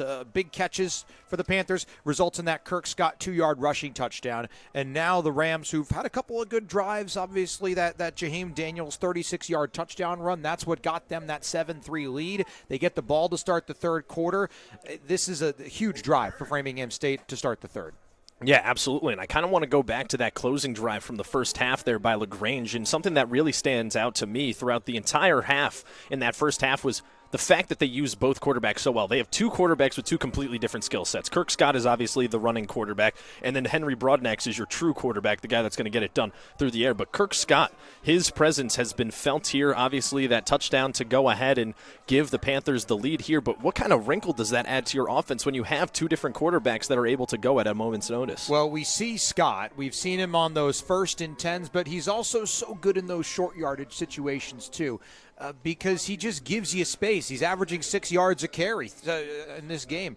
6 yards or 37 yards on 6 carries. And so that is not only is his running a big part of it too, but Henry Broadnax, they've tried getting the deep shot going with him. He finally dials one up down the field to Colby Crawford in that first half. And now, 30 minutes of football to go. I'm excited to see how they get used again in the second half. Yep, 30 minutes to go here from the Bowditch Athletic Complex in Framingham, Massachusetts as we are underway. This ball kicked deep down the sideline, and it'll fly out of bounds. So the Framingham State University Rams will have some nice field position to start off this second half here. And we just got word, actually, that the targeting call on Ched Smith was overturned, so be expecting to see him out there to start off the second half here for the LaGrange College Panthers. That's a huge get for LaGrange. As now you get your leading tackler back in, just such a presence. Kind of shocked we didn't see any sacks in that first half either side. Yep. On Framingham State's side, I think really neither team was taking a ton of time under center, really waiting to throw the ball. A lot of quick passes. Mm-hmm. And I think for Framingham, you can kind of attribute that to the pressure that front 7 or front 8, as we like to call it here for LaGrange. Yep. The ferociousness and the explosiveness off the ball for them has been a key factor as to why Marcusella has had to get the ball out quickly. So now here is Marcusella in the shotgun. Hands this one off up the middle to Uchikawa, getting his first snap of the game, and he'll get dropped in the backfield for a loss of 1. Hasn't gotten a lot of touches this season, Uchikawa. That's just his 8th carry. And first time today, he gets sent back a yard. And LaGrange, that's kind of what we saw from them against Southern Virginia. They held SVU to, I couldn't believe this number when I read this, minus 15 rushing yards in the game. Yep, LaGrange College, the Panthers with the number 1 rushing defense in the USA South Conference, only giving up 73.5 rushing yards per game. Under 75 rushing yards per game, Paul. Now here is Marcusella in the shotgun, sends Gallant in motion across his face. Now Marcusella, with some time, has to fire this one underneath to Gallant, who's able to make a man miss in open space before getting dragged down after a gain of about 3 on that play. Clean pocket that time for Marcusella, but the reason the pocket's clean is because Panthers send everybody back to make those tackles, and so Gallant gets some of those yards back, but I think LaGrange is okay defending on these 3rd and 5, 3rd and 6s. Deion King Jr. in there on the tackle. Leads the USA South Conference in tackles for loss with 16, has yet to get one so far today. 3rd and 6 from their own 39 here for Marcusella and the Rams. Marcusella gets the snap. Looks around, fires one over the middle. That one nearly intercepted by number 10, that's going to be Desmond Jones over the middle there, the 5'9 junior out of Thomasville, Georgia, to break up that pass, and a 4th down coming up for the Rams. And there's the pressure. It's not a sack for LaGrange, but that's pressure forcing, really. It was an errant throw from Marcusella, ill-advised throw that way, trying to thread it to Surratt. Really didn't have much space open, and Desmond Jones almost intercepts it. So the Rams go 3 and out on their first possession of the second half. Yep, and Surratt to boot this one away here. Kirk Scott, the quarterback, also the return man, back deep to return this one for LaGrange. That punt is blocked. LaGrange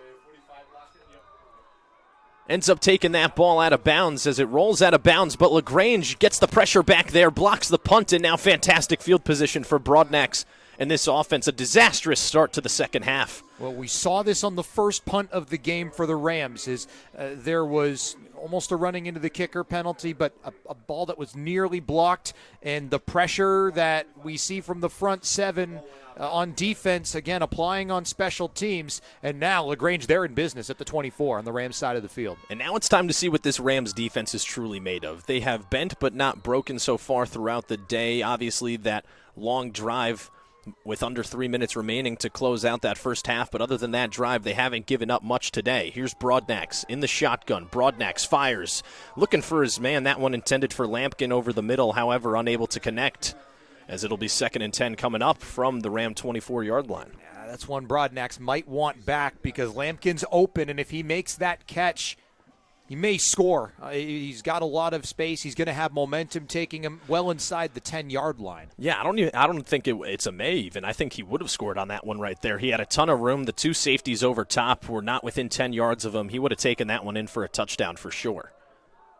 Broadnax in the shotgun once again. One man back there with him. It's Bozeman. He'll hand this one off to Bozeman up the middle, who breaks through the line of scrimmage into the end zone for the touchdown. Got through that defensive line for Framingham State, and once Takaris Bozeman did that, untouched. Don't think he got touched at all on the way in. And that is the Panthers. We talked about winning the middle 8. They bookend the first half with scores, the halftime with scores, I should say, and have turned a 7-3 deficit into a 2-possession lead. Eaker out there to boot this one through the uprights, and he does. So 17-7 is now the score. LaGrange College with a 10-point lead here, and within 2 minutes have not even passed, by the way, through the second half so far. We are under 2 minutes into the third quarter here. Framingham State goes 3 and out, has to punt it away. The punt gets blocked, gives LaGrange a fantastic opportunity with some great field position, and they take advantage of it right there off of that Bozeman touchdown, now putting them up 10. And a couple of Rams busts. You see, obviously, Bozeman kind of gets lost in that secondary again, but the wide-open Colby Crawford to get the Panthers into goal-to-go situation on the first and toward the end of that first half, and then that time Bozeman getting that 24-yard touchdown run after Lampkin was almost wide open for a touchdown as well. So LaGrange starting to figure things out offensively and taking advantage again of the Rams leaving players open. Yeah, and as of right now, Landon Eaker's opening field goal that made it 3-0 is currently what's keeping LaGrange up by 2 possessions as of right now, and that could be the difference maker throughout this game as we continue to go through the third quarter here.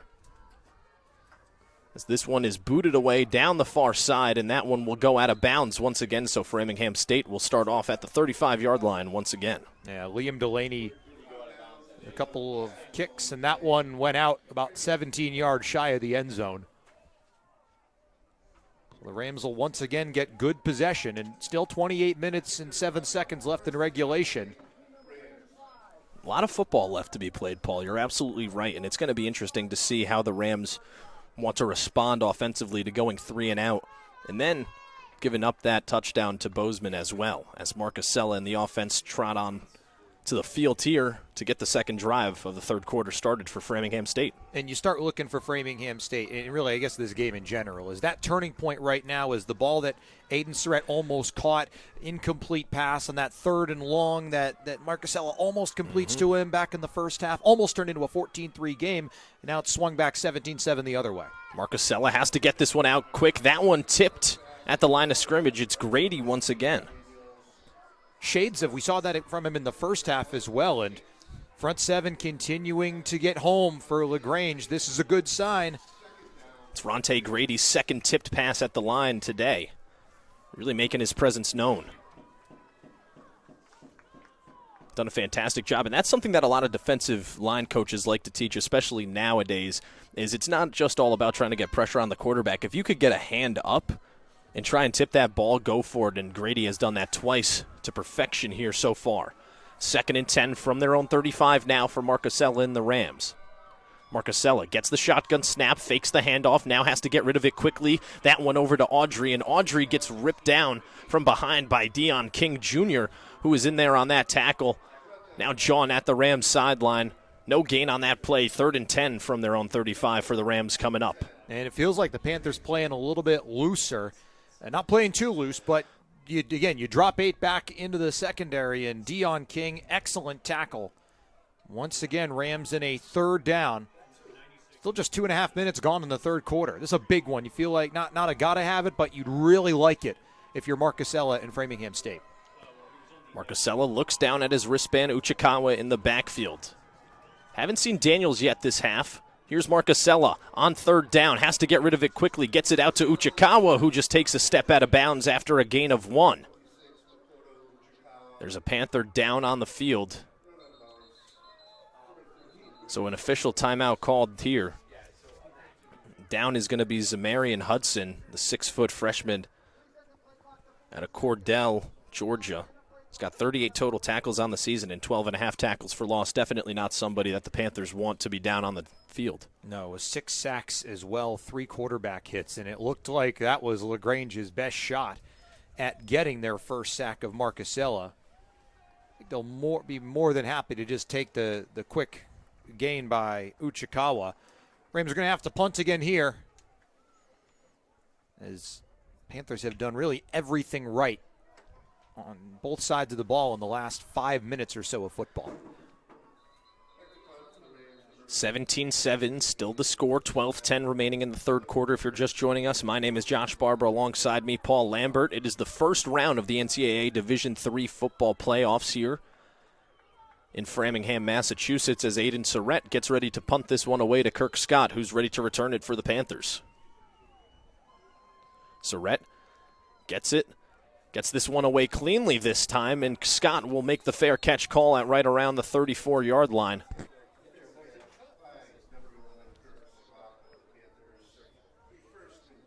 As the offense comes back out onto the field here for LaGrange. And although they had fantastic field position on that last touchdown drive, the way that they were moving the ball, it seemed as though if even they had to go 80 yards for that touchdown, they would be able to, just the way that the offense has been moving. Yeah, and in winning the field position battle, Framingham State, remember, on their first 2 possessions of the 3rd quarter, have gotten a bit better field position because of back-to-back kickoffs that have gone out of bounds. And now we see the Panthers getting good field position, and this starting to shake out the way you like it. You got to think if you're head coach Wes Dodson. So now here's Scott in the backfield. Hands this one off to Bozeman. Bozeman still on his feet, trying to bounce it to the outside. He's able to get some room in the second level, still on his feet before going out of bounds. Gets the first down, however, so a fresh set of downs coming up as the chains get moved for the Panthers. Yeah, picked up 11 that time. We talked about him in the first half. Bozeman, tough to bring down. Took a hit and bounced off of Rams defender, worked his way up that left side. And nearing midfield again, this is the kind of running game LaGrange had against Southern Virginia and really throughout a good chunk of this season. So now Broadnack's back in the game at the helm at quarterback. Quick pass to Stillwell gains him about 3 yards on that play.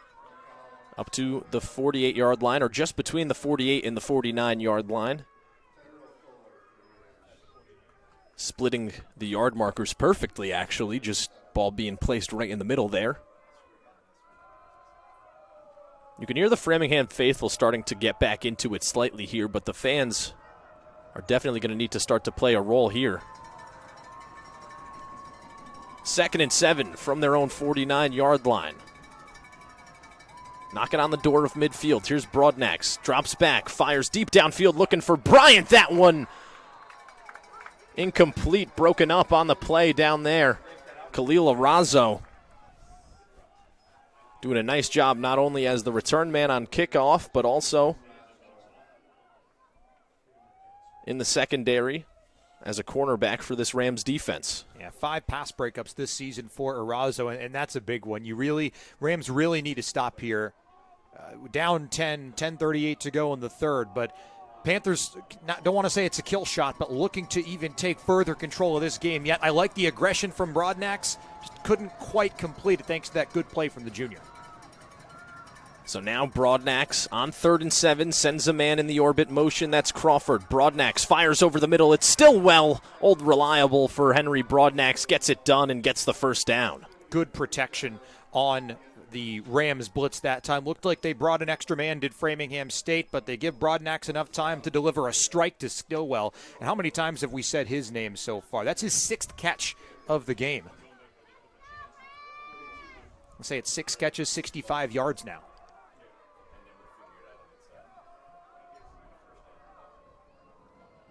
So now, fresh set of downs, Scott back in the backfield for the Panthers. A handoff to Bozeman up the middle. Bozeman still not down, but ends up not gaining anything on that play. 2nd and 10 coming up. A nice job by that front 7 for the Rams.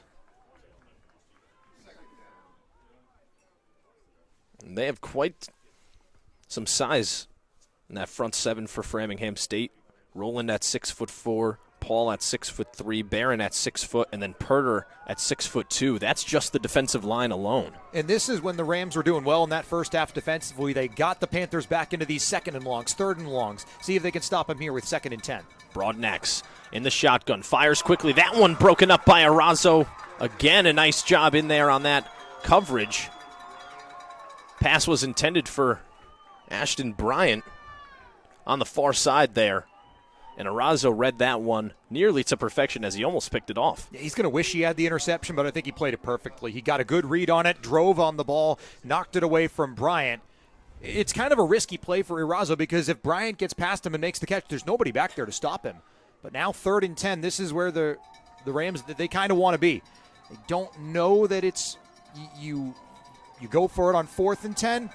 So big to hold the Panthers to a short game. 3rd and 10, here we go. Broadnax gets the snap, fires downfield, finds Stillwell, and Stillwell still on his feet down the far sideline before getting knocked out of bounds just inside the 20-yard line. And it looked like the Rams brought some pressure that time, and again the pocket holds up for Broadnax.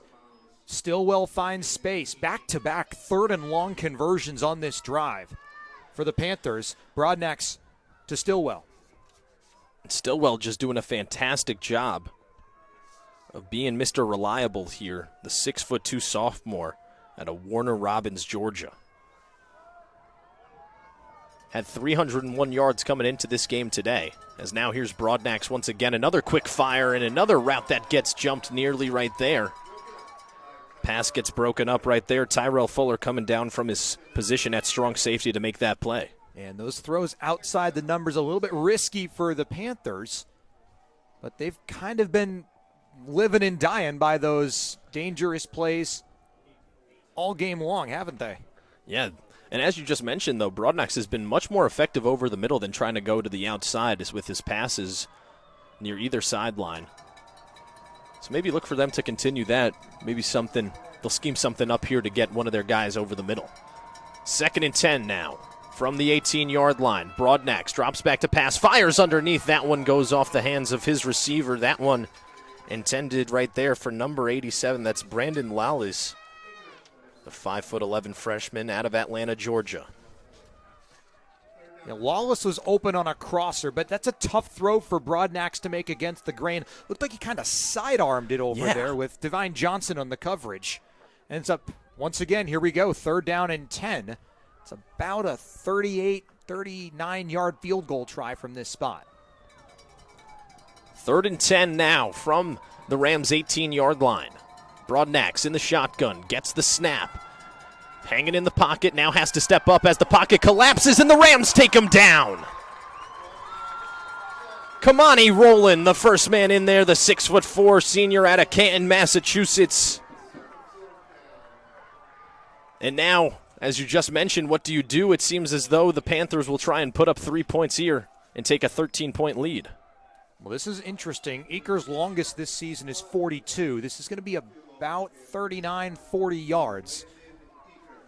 But not expecting the Rams necessarily to get that first sack after we've seen the front 7 for LaGrange be the ones to do so much. But what a time to pick it up for FSU.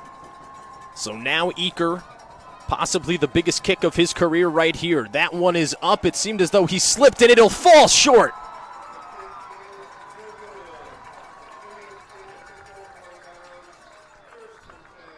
The score will remain at 17-7 in favor of LaGrange College with 7:45 remaining in the third quarter, and now the Rams with a little bit of life in them. Oh, and it was such a good drive for LaGrange as well. Looked like they really couldn't be stopped. It was, again, Stillwell with those back-to-back third down catches. Had them set up. It kind of felt like an inevitability that LaGrange was going to go down, punch it in, but now you don't get anything on the field goal try either, and the Rams find themselves down 10, and despite the fact it feels like a bunch has happened here in the third quarter, we're not even halfway through it. Yeah, and I think another thing here as we get deeper and deeper into this second half, that we've seen the Rams come back miraculously before this season, and so you can never really count them out of a game if it is a 10-point game or so. We talked about they've won a lot of close games this season. They played in a lot of close games. That was a big special teams play. This Rams team is battle-tested. Here's Marcusella in the shotgun. On his own 22-yard line, that pass for Surrett falls incomplete. Marcusella's pass just over the head of Surrett. Tried to fit it into that soft spot there. There seemed to be about 5 yards of distance between Surrett and the converging defensive players for the Panthers. Yeah, it's a bit of a risky throw because if that ball hangs too long, it runs the risk of being intercepted. But again, Marcusella and the Rams settle back in, second down and 10. And that pressure from LaGrange, the more they've been able to get up there, the more trouble Marcusella's had hanging in the pocket. So now Marcusella and the Rams, 2nd and 10 from their own 22-yard line. Marcusella in the shotgun, one man back there with him. It's Daniels. Marcusella now firing across the middle. That one caught by Surrett, and there's no doubt about that one. He definitely had control that time. Well, the Panthers only rushed 3, and they still got pretty good pressure on Marcusella, who stepped up, threw it. Surrett brought the ball in. Excellent extension from the sophomore. And the Rams, a much-needed chunk play, their first down of this second half, all the way to the 38. Gain of 16 on that last play from Marcusella to Surrett. And now a fresh set of downs from their own 38 here for Framingham. Marcusella in the shotgun once again, sends a man in motion. That is Surrett. It's going to be a handoff to Daniels. Daniels trying to find anything that he can get here. He ends up just having to lunge his way forward. Gets 2 yards out of it, however, up to the 40-yard line. Yeah, haven't talked about him in this second half until right there. And again, LaGrange, it's been tough. It's been tough to run on them all season.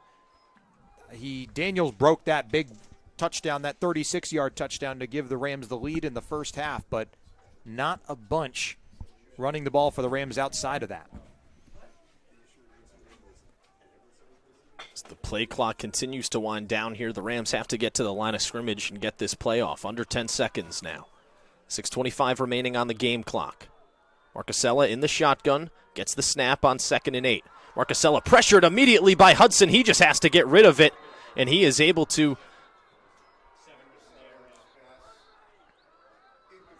An incomplete pass is the official calling. A great heads-up play by Marcusella. A dangerous one at that. A little Josh Allen right there for you, where he's just trying to get rid of the football and not take the sack, and just lucky enough that ball did not end up in the hands of a Panther. Yeah, and that he saw Alex Maya as a receiver in the area. Otherwise, it's intentional grounding, and it's a 3rd and 18 right now. So now it's still a doable 3rd down for Marcusella, but pressure in his face. Looked like there was an untouched Panther that was closing right in on him when he got it away. Yeah, Zamarian Hudson came flying off the line of scrimmage. So now it's 3rd and 8 here from their own 40-yard line. Marcusella has to get this one out quickly to Daniels, who is unable to corral that one. And now it is 4th and 8 here for the Rams coming up, and it seems as though they will be punting this one away. And it's pressure from LaGrange that is forcing the Rams to maybe play a little bit faster than they want to. Marcusella has to get rid of that ball. It's a little out of the reach of the running back of the receiver up to the right side. Not sure the first down would have been there, but it would have been closer to the line to gain, and maybe you go for it on a 4th and short. Surrett to punt this one away to Kirk Scott. 6:08 remaining here in the third quarter. Gets the snap.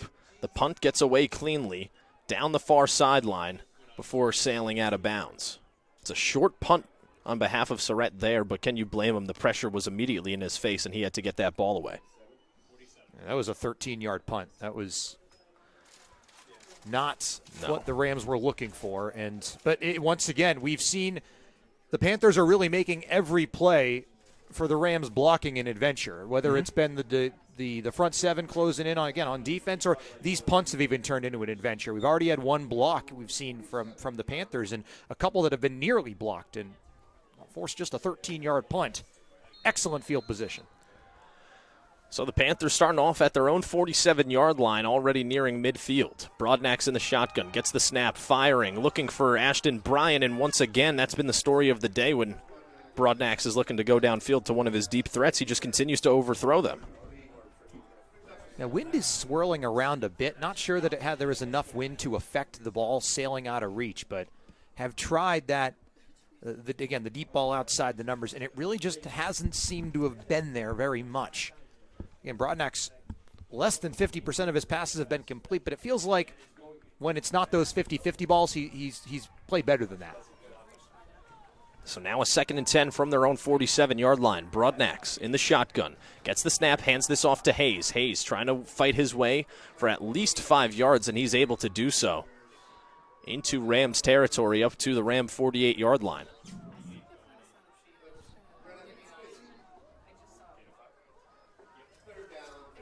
Third and 5 now, coming up here from the Ram 48-yard line for the LaGrange College Panthers. And LaGrange, that's a tough run. I mean, that could have been a 2-yard run. Instead, it's a 5-yard run, and now it turns a 3rd and long into a 3rd and manageable, and a yard here, a yard there, they add up over the course of the drive.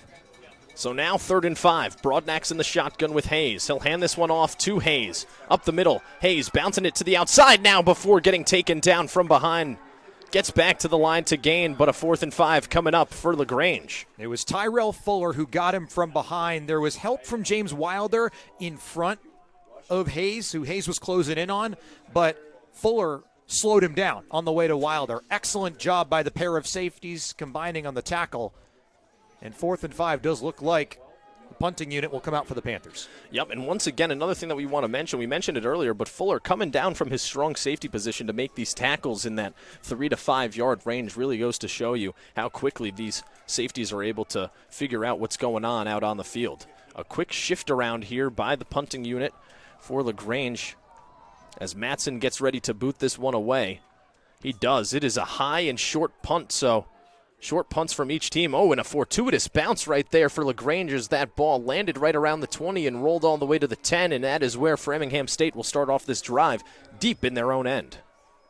It turned into a 42-yard punt, and when it came off the foot, I'm not sure anyone thought it was going to travel 42 yards. So LaGrange winning the battle of special teams as well, but that's a stop Framingham State definitely needed, but pinned back at their own 10-yard line. See if, with a lot of football still yet to go, down only 10 points, you can at least get this ball closer to midfield and at least play the field position game here in the second half. Yep, you got to go 90 yards to score right now if you're Marcusella and the Rams. Let's see what happens here. Marcusella in the shotgun, gets that snap, fires quickly over to Surrett, and Surrett gets picked up and put back down on that tackle right there by Dion King Jr.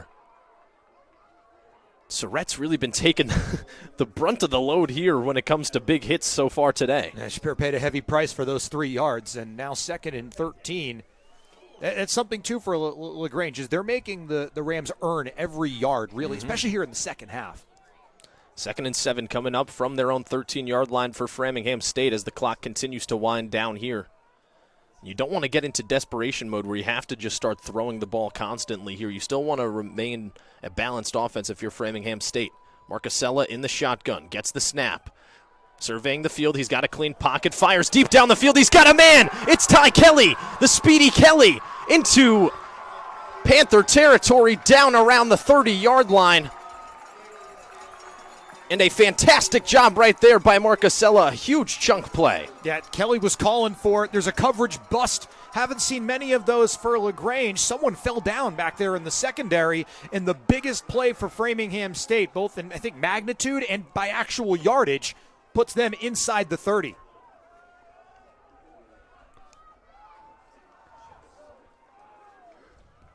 We've just moved under 3 minutes remaining here in the third quarter. Marcusella, ball placed in the middle of the field in the shotgun. Pump fakes, has a clean pocket still, will now elect to roll out to his left here as there's more pressure coming. Marcusella ends up taking it out of bounds, and the Rams now looking for a late hit here as Marcusella gets tripped up after he already had a foot out of bounds.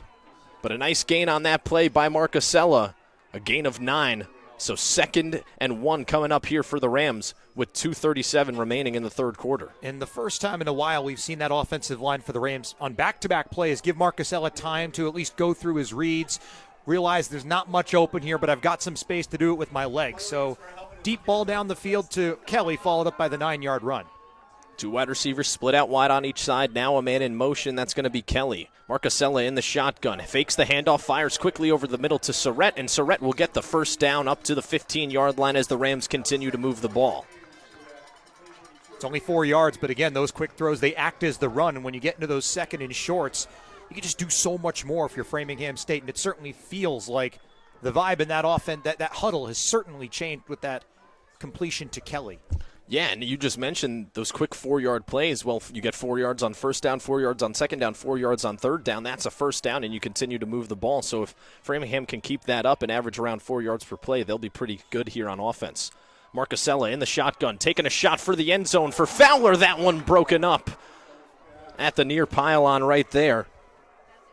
Nice job by Jaden Sanders, number 21, the 5'11 junior out of Springfield, Georgia, on that coverage. Yeah, that's 5'10 Fowler being covered by 5'11 Sanders. And it looked like initially Fowler's going to catch that, but Sanders, even though he doesn't have leverage, comes in and knocks the ball free from Fowler. Excellent play to save a touchdown. Yep, now 1:35 remaining here in the third quarter. Ball placed in the middle of the field, Marcusella in the shotgun. 2 wide receivers out wide on each side. Marcusella, it's a quick pass, looking for Surrett, but Surrett wasn't to contort his body fully to make that catch. And now it's going to be 3rd down and 10 here for the Rams. Yeah, Surrett's open there, but I'm not sure he's expecting the ball that quickly, and it's, again, pressure coming in from the Panthers. And keep talking about pressure, but that's kind of been the story in the third quarter. If it kind of forces the ball, it's not right into Surrett's chest. He's got to kind of extend out to get it, and that turns a completion and maybe a first down or more into a 3rd down and 10. 3rd and 10 now for the Rams from the Panther 15-yard line. Marcusella in the shotgun. 3 wide receivers spread off to the left. Marcusella looks left, fires left for Surrett. It's caught in the end zone for the touchdown.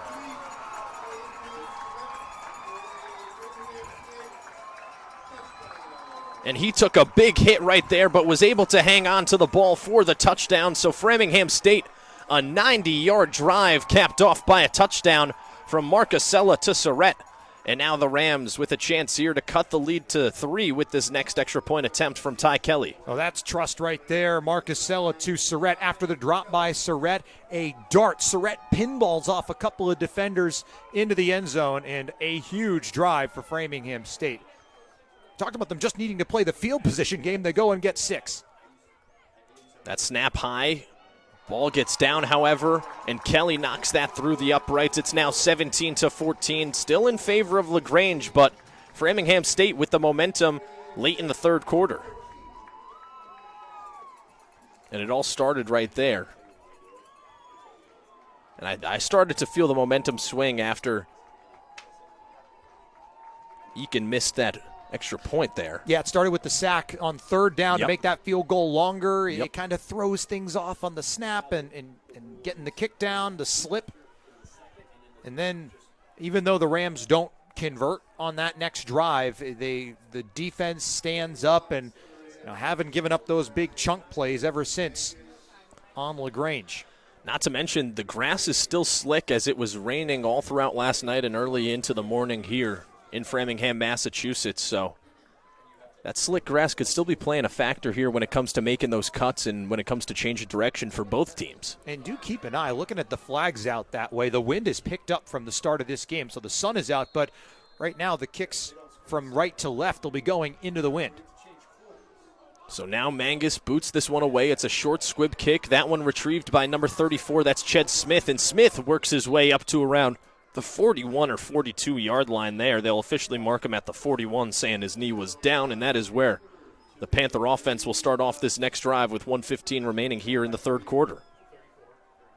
We said it. There was a long way to go in this game. In the fourth quarter, talked about who's going to be more disciplined, who's going to make the plays in crunch time. There's going to be a handful of those, really those, call them the make or miss plays that are going to determine whether you advance on in this tournament. And it's getting ready time to make those plays, and just excited to see which one of these teams makes those plays down the stretch. Framingham State has had a lot more experience in close games down the stretch throughout the entire season. Here's Kirk Scott in the game now at quarterback for the Panthers. Sends a man in motion. That's Colby Crawford. Now Scott fakes the toss to Crawford, elects to take it himself, and he's met at the line of scrimmage by a slew of white jerseys. Corey Barron, Kamani Rowland, and Arlen Cove Paul all in there on that tackle to make that stop. 2nd and 10 coming up here for the Panthers. And Broadnack's back out for this second down play. But when the Rams, I should say, they've been able to sniff out a lot of these Scott runs here in the second half. Once again, if it wasn't for that Eakin field goal that opened up the scoring here in this game, we'd have a tie game. Here's Broadnax looking deep downfield for Ashton Bryant, who makes the grab. My goodness, just a fantastic grab right there from Ashton Bryant. Khalil Arazo had blanket coverage on that play. Just a fantastic catch, and honestly an even better ball from Broadnax. Yeah, but he is one of his best throws. That one, and then there was that throw he had to Stillwell on that final drive of the first half to really get them in business. His best throw in terms of the clutch situation as you get ready to start the fourth quarter, which I think the Panthers will be electing to just wait on and do that. But, I mean, it's perfect coverage, as you mentioned, from Arazo. Ball might have gone through his hands, but he's got, as you mentioned, blanket coverage and just got beat. Mm-hmm. Well, the 4s are up here for the Framingham State Rams and as well for the LaGrange College Panthers. And it is time as we get prepared here for the fourth quarter. Through 3 quarters, your score, LaGrange on top, 17-14 over Framingham State University in the first round of the NCAA Division III football playoffs. We'll be right back here on ESPN+. Welcome back here on ESPN+. We are live from Framingham, Massachusetts as the NCAA Division III football playoffs, the first round, are getting underway here as we get ready for the start of the fourth quarter. Here's a handoff up the middle to Bozeman, who pops this one to the outside on the near sideline. Ends up gaining about 5 on that play up to the Rams' 30-yard line. That didn't look good from the start for the Panthers. Looked like everything was discombobulated, but Bozeman sticks with it. Blockers do a good job of setting things up without holding, and that, when everyone kind of gets thrown off their spot, it's challenging to do that. Turns into a 5-yard pickup. 14:30 remaining here in regulation time. Broadnax in the shotgun on the near hash. It's going to be a quick swing pass on out to Bozeman, who gets stood up and driven back for a loss on the play all the way back to the 39-yard line, to the 34-yard line. It's a loss of 4 on that play, and now a 3rd and 9 coming up here for the LaGrange College Panthers. And we've been seeing it all day. But it's the ability of Framingham's defense in order to make those possible 2nd or 3rd and shorts and turn those into 2nd and 3rd and longs. Yeah, I was going to say, not sure if Bozeman slipped trying to make a move or if if the Rams just converged that well, and I think it was the latter of those two. Now it's another 3rd down and 9 out of field goal range. You do wonder if it's 4-down territory for LaGrange. 3rd and 9, here we go. Broadnax gets the shotgun snap, firing downfield for Stillwell, who's unable to make the grab. That pass just over the outstretched fingertips of Michael Stillwell, and now it is a 4th and long coming up here for LaGrange College, and you are currently in that purgatory area at the Division III level where you don't have the kicker with the leg that can hit a 50-ish yard field goal, but you're also too close to the end zone to where you don't want to punt, risking a touchback. Yeah, punt gets you, if punt goes into the end zone, you get 14 yards out of it, you're kicking into the wind, go for it. So here we go. It is 4th and 9 here from the Rams 34. Broadnax fires over the middle and is unable to connect with his intended receiver, Lampkin, as he airmails that one over Lampkin's head. And so yet another turnover on downs forced by this Framingham defense. They had time and thought Lampkin had a little bit of a step. It's a tough throw to make. It's a seam throw. If Broadnax hits Lampkin, it may well be a touchdown if it's in stride. Instead, all of a sudden, the Rams, who looked like they were not down and out, but they were certainly down 10 points. They go on that 90-yard drive. All of a sudden, they get the ball back. Good field position here with a chance to take the lead. The winner of this game moves on to the next round to play Berry College at Berry next Saturday. So now here's Marcusella and the Rams offense. First drive of the fourth quarter. Marcusella fires this one. It's a quick swing pass on over to Gallant. Gallant has some blockers out front in open space and gets his way inside of Panther territory up to the Panther 49-yard line. The protection, the blocking has been better as this second half has gone on for the Rams. Once again, how do you alleviate pressure coming in? You get rid of the ball quickly and you set up blocks downfield. And Gallant got a lot of space, moved into Panthers territory, and picked up 15 yards. So now a fresh set of downs for the Rams in plus territory. 1st and 10 from the Panther 49. Here's Marcusella, a handoff to Daniels. Daniels trying to pop this one to the outside. A flag comes flying in the backfield. No gain made on that play right there from Daniels on that outside handoff. Wonder if Wes Dodson declines this. Nope.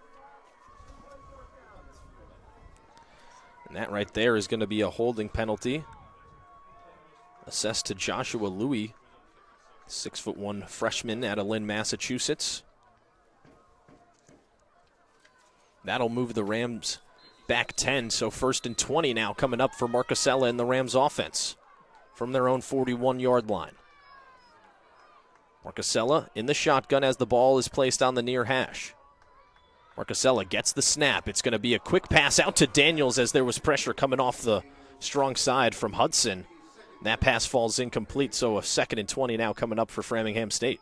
Well, Zamarian Hudson was all over Marcusella about half a second after the ball was snapped, and that leads to Marcusella rushing that throw to Daniels, who has some space to get up 5-10 yards if he makes that catch, but the ball is a little out of his reach. And the Panthers, that just gives you the chance with playing in 1st and 20 to, again, play a little bit looser and bring some more pressure, kind of kick the Rams while they're down in terms of the down and distance. Mm-hmm. Now it's 2nd and 20, ball placed on their own 41-yard line for Framingham State on the near hash. Marcusella in the shotgun gets the snap. Has a ton of time now. Seemed as though Panthers only rushed 8. Marcusella's going to air this one out for Fowler, and Fowler nearly gets under it to make the diving catch. Fowler had a couple steps on his man deep downfield. If him and Marcusella were able to connect for that one, it would have been a massive play for Framingham State. And I do think the wind has picked up to this point. That may be the 1.5 foot or so that is the difference between that ball being caught. You're talking a 50, 55-yard throw down the field. It's a pretty good ball from Marcusella. Protection is good.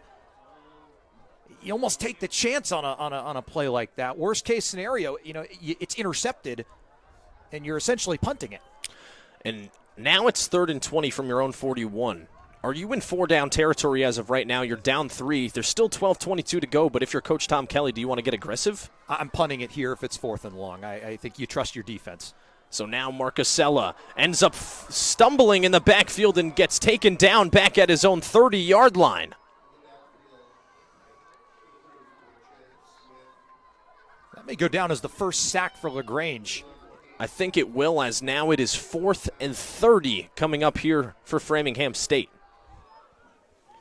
Yeah, I think you punt this ball. Obviously, the sack is never what you want. But, acknowledge that. Don't try and do too much. Don't turn the ball back over and, make a mistake that gives the Panthers even better field position. Protect well on this punt. The defense has gotten better in this second half. And do what you can and trust that in the next 11:40 you're going to get another shot to tie or win the game. As now a timeout was called just now by head coach Tom Kelly, as there wasn't the correct personnel out there for Framingham State on this punt. So a costly error right there on behalf of Framingham State. Instead of being able to just punt that one away, you now have to burn a timeout, and you only have 2 here. And if this game continues to be close, those timeouts will be much needed. Yeah, you might want that one if you get down inside 3-4 minutes, and you're either playing to get the ball back or you're playing to win the game. But the question here is interesting if you're LaGrange is, do you just kind of accept that you're going to do you send people back and set up blockers for a better return, or do you try to go after Surratt again and maybe block another punt? You don't want to get greedy and rough the kicker here and give him first down. I think I might send pressure because here's the thing. Even if you send that amount of pressure, the past 2 punts for Surratt have been short. Past 3 have been blocked punt, short punt, short punt. So continue to bring the pressure and try and set up your offense here with good field position to possibly put the icing on this cake and go back up 2 possessions. Surratt able to get this one off cleanly, and it goes deep down the field there. Kirk Scott ends up making that fair catch right around the 36-yard line, it seems, and that is where the Panthers will start off this next drive. Second drive of the fourth quarter coming up for the Panther offense, and it'll get started at their own 36. Yeah, just a line drive. Scott, again, when you're bringing pressure constantly like LaGrange is, you're not set up for the return, so you know if you just get the punt away, probably going to be a fair catch. That turns into a 33-yard punt, so a nice bounce back for Surratt. He's averaging about 33 yards a punt this season, so right on his averages. So now here is Broadnax in the shotgun, ball placed on the near hash for the Panthers. Hands this one off up the middle to Bozeman, who gets driven back after about a gain of 1 on that play. 2nd and 9 coming up. But a nice job by that front 7 once again by Framingham State, not allowing anything for Takaris Bozeman.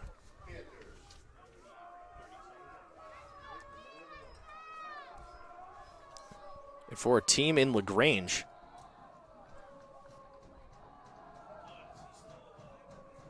that is known for offensive explosivity, we haven't seen much of it today.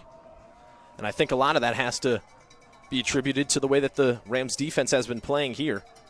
As we get ready, 2nd and 9 from their own 37-yard line. Broadnax nope, not a handoff, fakes the handoff, trying to get that quickly out to Stillwell, and that pass will fall incomplete. So now a 3rd and long coming up here for the Panthers. Yeah, Gabe Drabowski sniffed that one out all the way. He did not bite, and he was right on Broadnax in 3rd down and 9. Once again, Rams forcing into a 3rd and long. But to your point, after the Panthers racked up 655 yards of offense against Southern Virginia, they still are shy of 300, nearly 50 minutes into the game. Could use 9 more right now. Yep. So now on 3rd and 9, Broadnax in the shotgun, has pressure coming, has to get it out quick, and that one falls incomplete.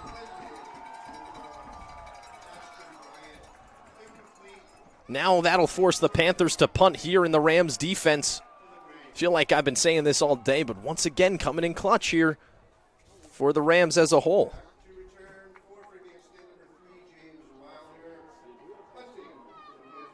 LaGrange, remember, they were 43% on 3rd down in the regular season. They're 2 of 13 on 3rd down today. If you throw in 4th downs, 3 of 17. So now this one punted away. It's a high end-over-end punt that takes another fortuitous bounce. It landed right around the 40-yard line, and it rolls all the way to the 24. So a fantastic job on that punt right there, and really a great job all day by Matson. That matches his longest punt of the season, 49 yards. Big time for it. Yeah, and in your biggest games, you need your biggest players, and football is a game that has 3 phases to it. A lot of those one of those phases being special teams goes underlooked a lot of the times, and the field position battle is obviously one that is big, and Matson doing a nice job setting up the Panthers defense well. 1st and 10 from his own 24. Here's Marcusella. It's a quick pass over to Matthias Fowler on the far side, and he'll get about 5 on that play. Make it 6, actually, up to the 30-yard line. Yeah, Legend Doggett made the tackle. We haven't called his name a bunch because they haven't gone his way very much in this game. And when they have, he's limiting the damage. 4 interceptions, 2.5 tackles for loss, 6 pass breakups this season. One of the best defenders in the conference and has played like it today. Absolutely right about that. And that's the other thing, too. We haven't said Fowler's name much as well, the leading receiver for the Rams. 2nd and 4 from their own 30. Here's Marcusella. Quick fires that one, nearly intercepted as he was looking for Surratt over the middle, but threw it right into traffic. So now 3rd and 4 coming up for Framingham State. It was almost picked off initially, and then as it fortuitously fell to the ground. Dion King also had a shot at it. But here we go, 3rd down and 4. And again, the Rams, 5 of 13 on 3rd down in this game. It's 3rd and manageable, but I think you're punting again if you don't convert when you're at your own 30. So now 3rd and 4 from their own 30. Marcusella in the shotgun. 3 wide receivers off to his right. Marcusella gets pressured immediately, and he'll get driven back by Dion King Jr. all the way to his own 10-yard line. They'll officially mark him down at the 20 due to forward progress, but Dion King Jr., the team leader in sacks and tackles for loss, comes in clutch right there for the Panthers with a massive sack that pushes the Rams back even further. 4th and 14 now coming up. And now LaGrange again, you get to tee off when you're forcing Surratt, realizing he's back at his own 6 where he's standing. Yeah, not much wiggle room there for Surratt. He's going to have to get this one out quick. It's a high snap. Surratt gets it down, and it is a great punt. This one going to be fair caught by Kirk Scott right around his own 48-yard line, and that is where Broadnax and this offense will begin their drive.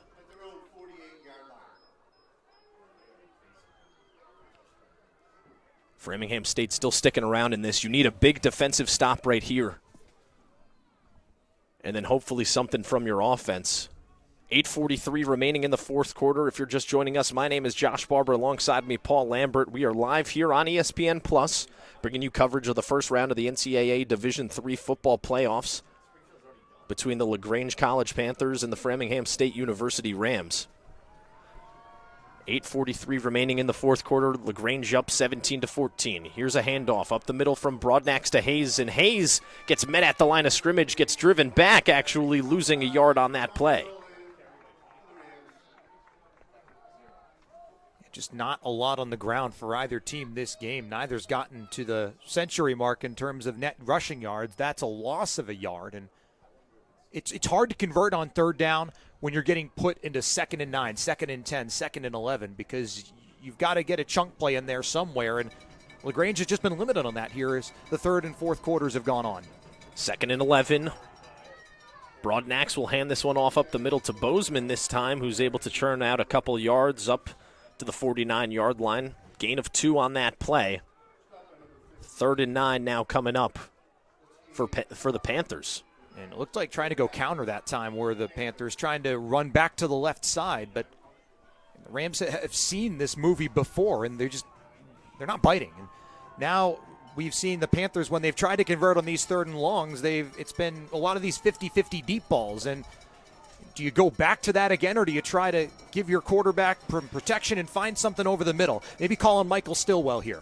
So here's 3rd and 9. Broadnax gets the shotgun snap, gets pressured, has to tuck it and run with it himself. He ends up possibly picking up the 1st down here in the near line. Judge says he does. So Henry Broadnax gets it done with his legs to keep this drive going here for the Panthers. And they gave him time to, again, process everything. It doesn't need to be a 50-50 sideline ball. Realizes, again, there's nothing there. And I think knowing that it's probably 4-down territory, so you can get up there, even make it 4th and short. Instead, it's 1st and 10. Hurry up offense here for the Panthers, getting the offense to the line quickly before slowing things down here is Broadnax as he looks back to his own sideline, gets the call, now gets himself back into the shotgun. It's going to be a fake handoff, fires onto the far side for Stillwell. Stillwell looking to shove off a player, but then 2 more Rams come in to make the tackle. Divine Johnson in there on that tackle for the Rams. And Tyrell Fuller was trying to hang on as long as he could to Stillwell until some backup showed up right there. Stillwell, a force to be reckoned with here so far throughout this entire game. Yeah, well, where the Panthers' offense has gone, it's typically been Stillwell, too. When we've seen Stillwell do well, Panthers are typically moving the ball well. But now you're down. No pun intended. No pun intended. 2nd and 5, though, and see if they go back to him again. 2nd and 5. We are just now under 6 minutes remaining here in the fourth quarter. It's going to be an outside handoff to Hayes. Hayes is able to get free into the second level down the far side before getting taken out of bounds. He'll pick up the first down for the Panthers and then some.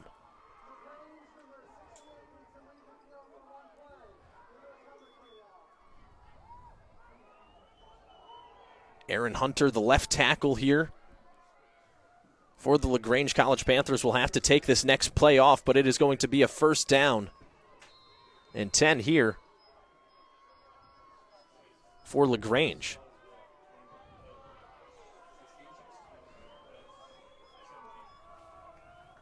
That play got the Panthers up to the 17-yard line.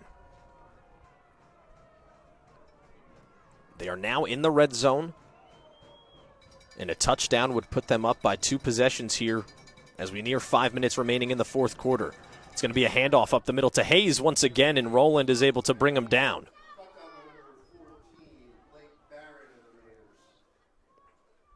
Blake Barron and Rowland both in there on that tackle for the Rams. 2nd and long coming up here for the Panthers. So we have now just reached 5 minutes to go here in the fourth quarter. It is a one-possession game. LaGrange College up 17-14 over Framingham State. But the Panthers within the red zone looking to score here and put the icing on the cake of this game. Broadnax in the shotgun. Hands this one off to Bozeman. Bozeman gets up to the second level freely. He's continuing to churn his legs as now he is down inside the 5-yard line. It'll be goal to go here for LaGrange. As there is a Ram down on the field as well here. So the clock will stop, the play clock will reset. And this was the biggest drive of the game for LaGrange so far. I mean, you get the ball back with around 8 minutes remaining in the fourth quarter, having the ability to drive down and really put this game out of reach possibly from Framingham State with a touchdown going up 10 with under what is probably going to be 4 minutes to go unless they punch it in on this next play.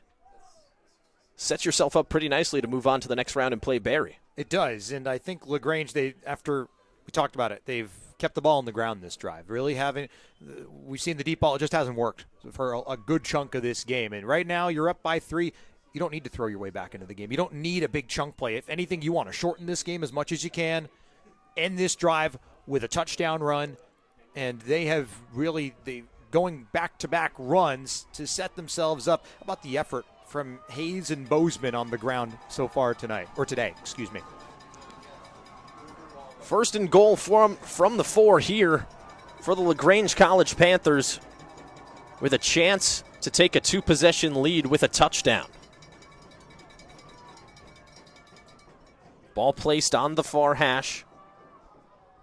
25 seconds remaining here on the play clock. I wouldn't snap it till that play clock's under 10 either. And I think that's exactly what Broadnax is looking at right now, as now the Panthers are set. First and goal from the 4. Broadnax in the shotgun, ball placed on the far hash. This is a handoff up the middle to Bozeman. Bozeman trying to get free there in the middle as he weaves his way through traffic, is able to get up to the 2-yard line for a gain of 2 on that play. Wonder if it's Kirk Scott time at any point here inside the 5. Saw he rushed from 2 out to start the third quarter. That's what I'm looking for as well right now, is whether or not they'll decide to bring in Kirk Scott, or even crazier here, what if, we haven't seen it yet this year at all, but what if the Panthers say, you know what, it's a win-or-go-home game, let's put Broadnax and Scott out there at the same time. So now it's 2nd and goal here from the 2. Broadnax, it's a high snap. He'll hand this one off up the middle to Bozeman again, who works his way into the end zone for the touchdown.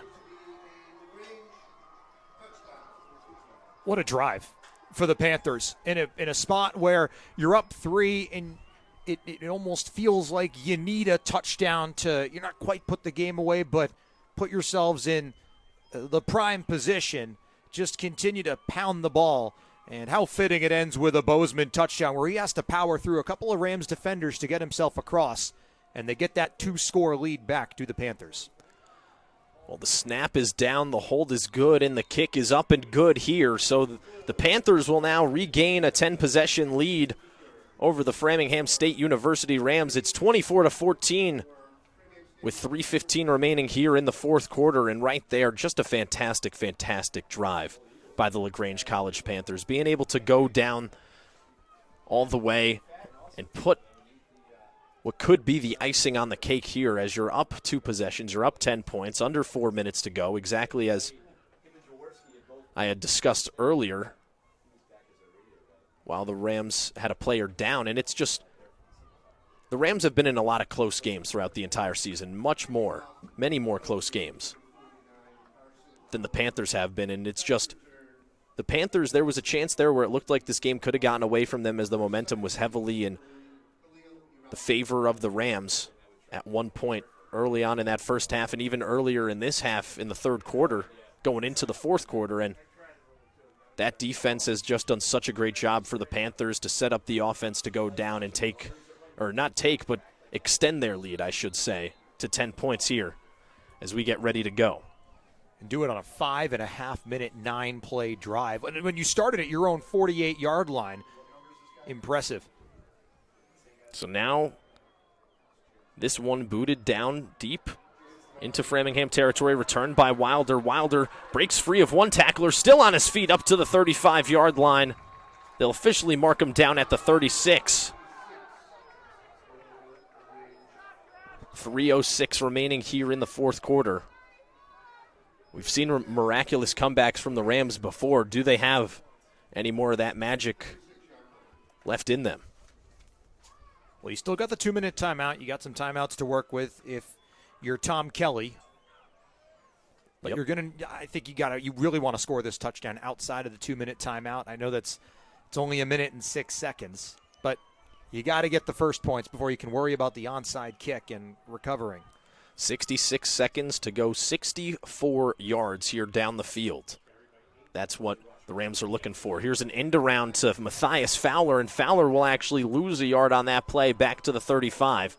Rams going to have to get to the line quickly here. And just trying to get the ball to Fowler, maybe see if he can make some sort of magic happen, and it just didn't materialize there. Really, again, the run game has not been there either team really today. Not looking like the Rams are going to hurry to get to the line here by any means as the clock continues to wind down. Ball placed on the far hash. Marcusella in the shotgun. Man back there with him is Uchikawa.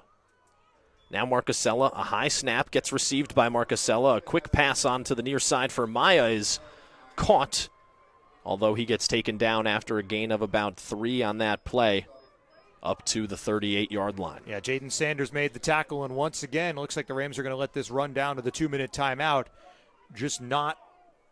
They know that these short passes, it's really about catching and getting some open space, and if you keep the players in front of you, you run the clock down. As long as you do that, you can't lose the game. So it seems as though some LaGrange fans have traveled up from Georgia here to Massachusetts. LaGrange College was originally supposed to host this game, but due to field scheduling conflicts, they were unfortunately unable to do so. And so this game got moved up here to Massachusetts, to Framingham State, on the campus of Framingham State, in the city of Framingham, Massachusetts. They still traveled relatively well. I'm seeing maybe about 30 to 50 fans out there for LaGrange, which going from Georgia all the way to Massachusetts, especially at this time of the year, we're right before Thanksgiving. This is when Massachusetts really, really starts to get cold, and all of New England as a whole. So shout out to those LaGrange fans that made the trip here all the way from Georgia to watch their team play. Well, driving up I-95, you may have felt like you moved on to the second round of the tournament. Yeah, exactly. Just making it up here through I-95. You're absolutely right, Paul. 17-hour bus ride. So now here we go, coming out of the 2-minute timeout. Marcusella on the near hash. It's 3rd and 8 for the Rams here. He gets pressured, has to fire one up to Surrett, and Surrett, is he able to make the adjustment and the catch? He is on the sideline, gets the feet down, and a first down for Framingham State to keep this drive going. Can't say it's not from a lack of effort for the Rams. What a shot Marcusella took. He got hit hard. Great catch by Surrett, and really you got to have it 3rd down and 8. You got to convert on these ones. And Surrett, just a nice job of being able to contort his body around to make that catch right there. Marcusella threw that into double coverage, but placed it perfectly for Surrett. 1st and 10 here at their own 49-yard line for the Rams. Marcusella pump fakes it. He's getting pressured, has to step out of the pocket here. Somehow still on his feet, being able to avoid tacklers. Now has to get rid of it. Flag thrown late there. Was the pass caught by Ty Kelly? He may have gone out of bounds and come back in, Josh. Yep, I think that's what the official word is right there. The official's tapping his hat right there to signal the illegal touching, which means Kelly went out of bounds, came back in. And so the Rams will get moved back even more here. Not for lack of effort, though. Marcusella doing everything he can as of right now. I mean, he had to weave his way out of 3 different Panther defenders right there. An eligible man downfield, the call, not illegal touching. But when you get everyone off script and you start ad-libbing, it turns into that's sometimes where you get those ineligible man downfield or illegal touching, and it's just how fitting that this is the way LaGrange is trying to close the game out by once again forcing Marcusella off his spot. Yeah, and the near line judge actually had it as an illegal touching there, but must have seen something differently from the head referee who was located behind the play. So now Marcusella, 1st and 15 here for the Rams from their own 44. Marcusella's pass is batted down at the line of scrimmage. 1:37 remaining here in the 4th quarter. And these LaGrange fans are up on their feet. They're feeling it right now, looking like they might be headed back to Georgia to play against Barry next week. And you got to think that game will be quite fantastic between those two teams if LaGrange is able to hang on here for the last 1:37 of this contest, but we will have to wait and see. Audrey in the backfield with Marcusella. It seems as though the Panthers are bringing pressure, and they are. It's going to be a quick pass out to Surrett on the near side, and Surrett will take a couple steps out of bounds quickly there, trying to conserve some time on this clock. Yeah, I think the extra 3 yards not as important as you got to keep the clock stopped. So because you have to have the faith, you're going to get a big play down the field, and you're not going to win if you're Framingham State, unless you get some of those chunks and some breaks go your way. Mm-hmm. And I love what you said right there. Those extra 3 yards, you can always get those extra 3 yards back. You can't get those extra 3 seconds back. So it was absolutely the right move right there by Surrett in order to take that step out of bounds. Ball placed on the near hash. Marcusella in the shotgun, gets pressured, fires that one underneath to his man. It's Maya who gets up to around the 46-yard line of LaGrange College here. So now 4th down coming up for the Rams. It's their last hurrah here. If they are able to get this 1st down, the drive will continue. If they do not get this 1st down, it seems as though the game is all but over. Now here's Marcusella in the shotgun on 4th and 6. Gets the snap, gets pressured, has to get rid of it quickly to Surrett over the middle, who has the 1st down and then some up to the 35-yard line. Stops the clock while they spot it, so we're going to get up to the line quickly. Up to the 35. As you mentioned, the clock does stop at 57 seconds, now going once again. Marcusella relaying the call to the rest of his team out on the field. In the shotgun, gets the snap, looking, fires deep downfield. He's got a man into double coverage. That one nearly intercepted right there. Intended on that play was Matthias Fowler, and a nice job by Doggett in there on that coverage to knock that ball down. And now behind the play, we have a Panther down on the field. Play clock needs to get reset here from 42 to 40 seconds. And you got all the way down to under a minute in the 4th quarter, and you never want to see this right here. It's Zamarian Hudson who's down on the ground. He's had such a fantastic game so far throughout today, pressuring Marcusella at any given time that he's out there on the field, and now all of a sudden he's down with an injury, and he's going to be somebody that the Panthers need. Yeah, well, I mean, not only is going into next week. Not only is what an impact is true as you're thinking about next week, but the pressure he has brought on Marcusella all afternoon, but all against quarterbacks in the USA South play throughout the season, and just doing it as a freshman too, with those 12.5 tackles for loss. You're talking 6 sacks. Has been a pain in the side, really pain all over for quarterbacks all season long. Yeah, as Hudson gets helped off the field there, not walking off on his own accord, so that is something to definitely look at if you're a Panther fan going into next week. 42 seconds remaining. Here's Marcusella looking to take a shot downfield. He's got his man. It's Fowler inside the 5-yard line. There's another Panther down this side over here at the 42, Yep. looks like, Josh. Yep. It's going to stop the clock. Yeah, the clock will stop. That's good for Framingham State,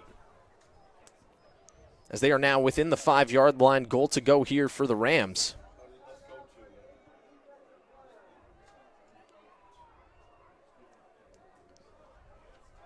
And now if you're the Panthers, not only are you like, hey, can you guys please stop going down because there's a game that we need to possibly play next week, but it's also a matter of, hey, the clock's going to continue to stop, and Framingham just got inside the inside of the 5-yard line.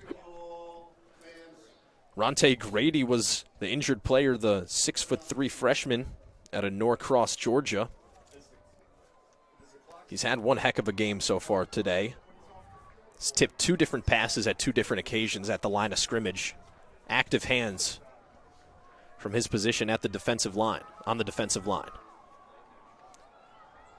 So with 35 seconds remaining, it is 1st and goal from the 2 for Framingham State. Marcusella in the shotgun, hands this. Nope, he'll keep it himself, actually. Fakes the handoff, dives for the end zone, and he's got it for the touchdown. My goodness. Marcusella went up and over, diving and reaching for the goal line there, and he gets up a bit shaken up after the play. That was close. It was very close live. I didn't know if he necessarily got in. Messiah Skandrich said, I thought that ball got knocked out. Yeah, the ball did get knocked out right there. It would have been on the initial extension for Marcusella. It was close, but it was ruled a touchdown, and now a big extra point by Kelly. So Kelly looking to cut this to a 1-possession lead for the Panthers. And flags come flying in here. Is this going to move the Rams back? Because that could change things.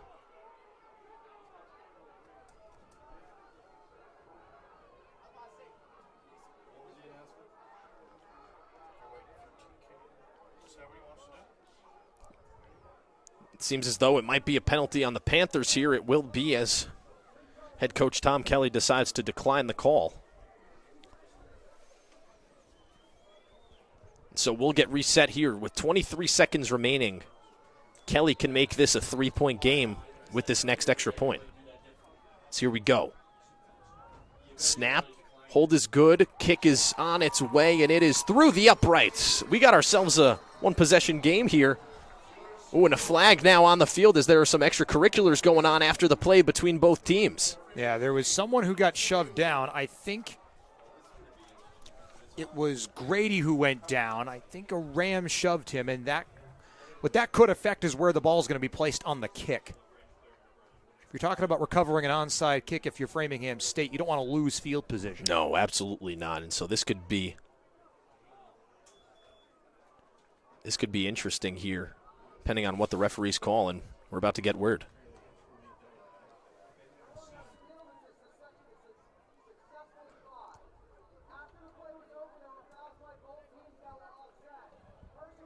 So both teams with a penalty, those penalties will offset. The extra point attempt is good. And now there's 23 seconds remaining here in the 4th quarter. Rams with an opportunity to try and recover an onside kick here. That's where you're thinking they're going to go, right? You got to go onside kick here. You don't have the timeouts to get a stop, and this is about getting the ball back at the 45. You've got a timeout to work with. I mean, this is it right here. And we talked about it. It's going to take something special for Framingham State to come back and win. This would be qualified for certain as one of those special moments. And they've had some crazy moments on special teams this season. Mangus to attempt the onside kick. Stillwell is the initial man, the second man in from the sideline. So he is the guy that will most likely receive the onside kick. And now a timeout taken by LaGrange. Icing the kicker on an onside kick. I've never seen that one before. It might be about getting the right personnel on the field as well. Keep an eye on Michael Stillwell. He looked like the one that the Panthers wanted to go get Yeah. that onside Yeah. kick. And how often have we seen him be so sure-handed in this game? Yeah, I was just mentioning that actually, and it's interesting because you never want the guy, especially when it's called the hands team, right? Yep. When it comes to receiving the onside kick. So on the hands team, the first guy that you want is going to be your lead blocker. That's the first guy that's closest to the near sideline. The second guy is going to be the guy that you actually want to receive the kick, and then you put right behind that second guy, you put your backup as to who you would want to receive the kick. So coming out here, Stillwell's still going to be that second guy from the sideline. Going to have Michael Hayes to the left, and then you got Lawless right behind both of them. 3 more than suitable receivers here. This is the game. Mangus runs up, boots this one. It's an onside kick. That one, ball still free on the ground. We're going to see who has it here. It's initially called as LaGrange ball. It was free as the ball took a bounce over Hayes' head. I think the Rams were going to be penalized anyway. There's Yeah, a flag there's a back flag at the down. 32.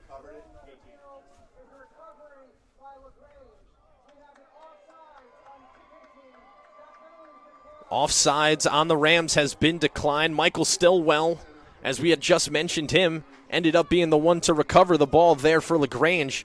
And it seems as though that will do it. I wouldn't expect much more than a kneel here from LaGrange.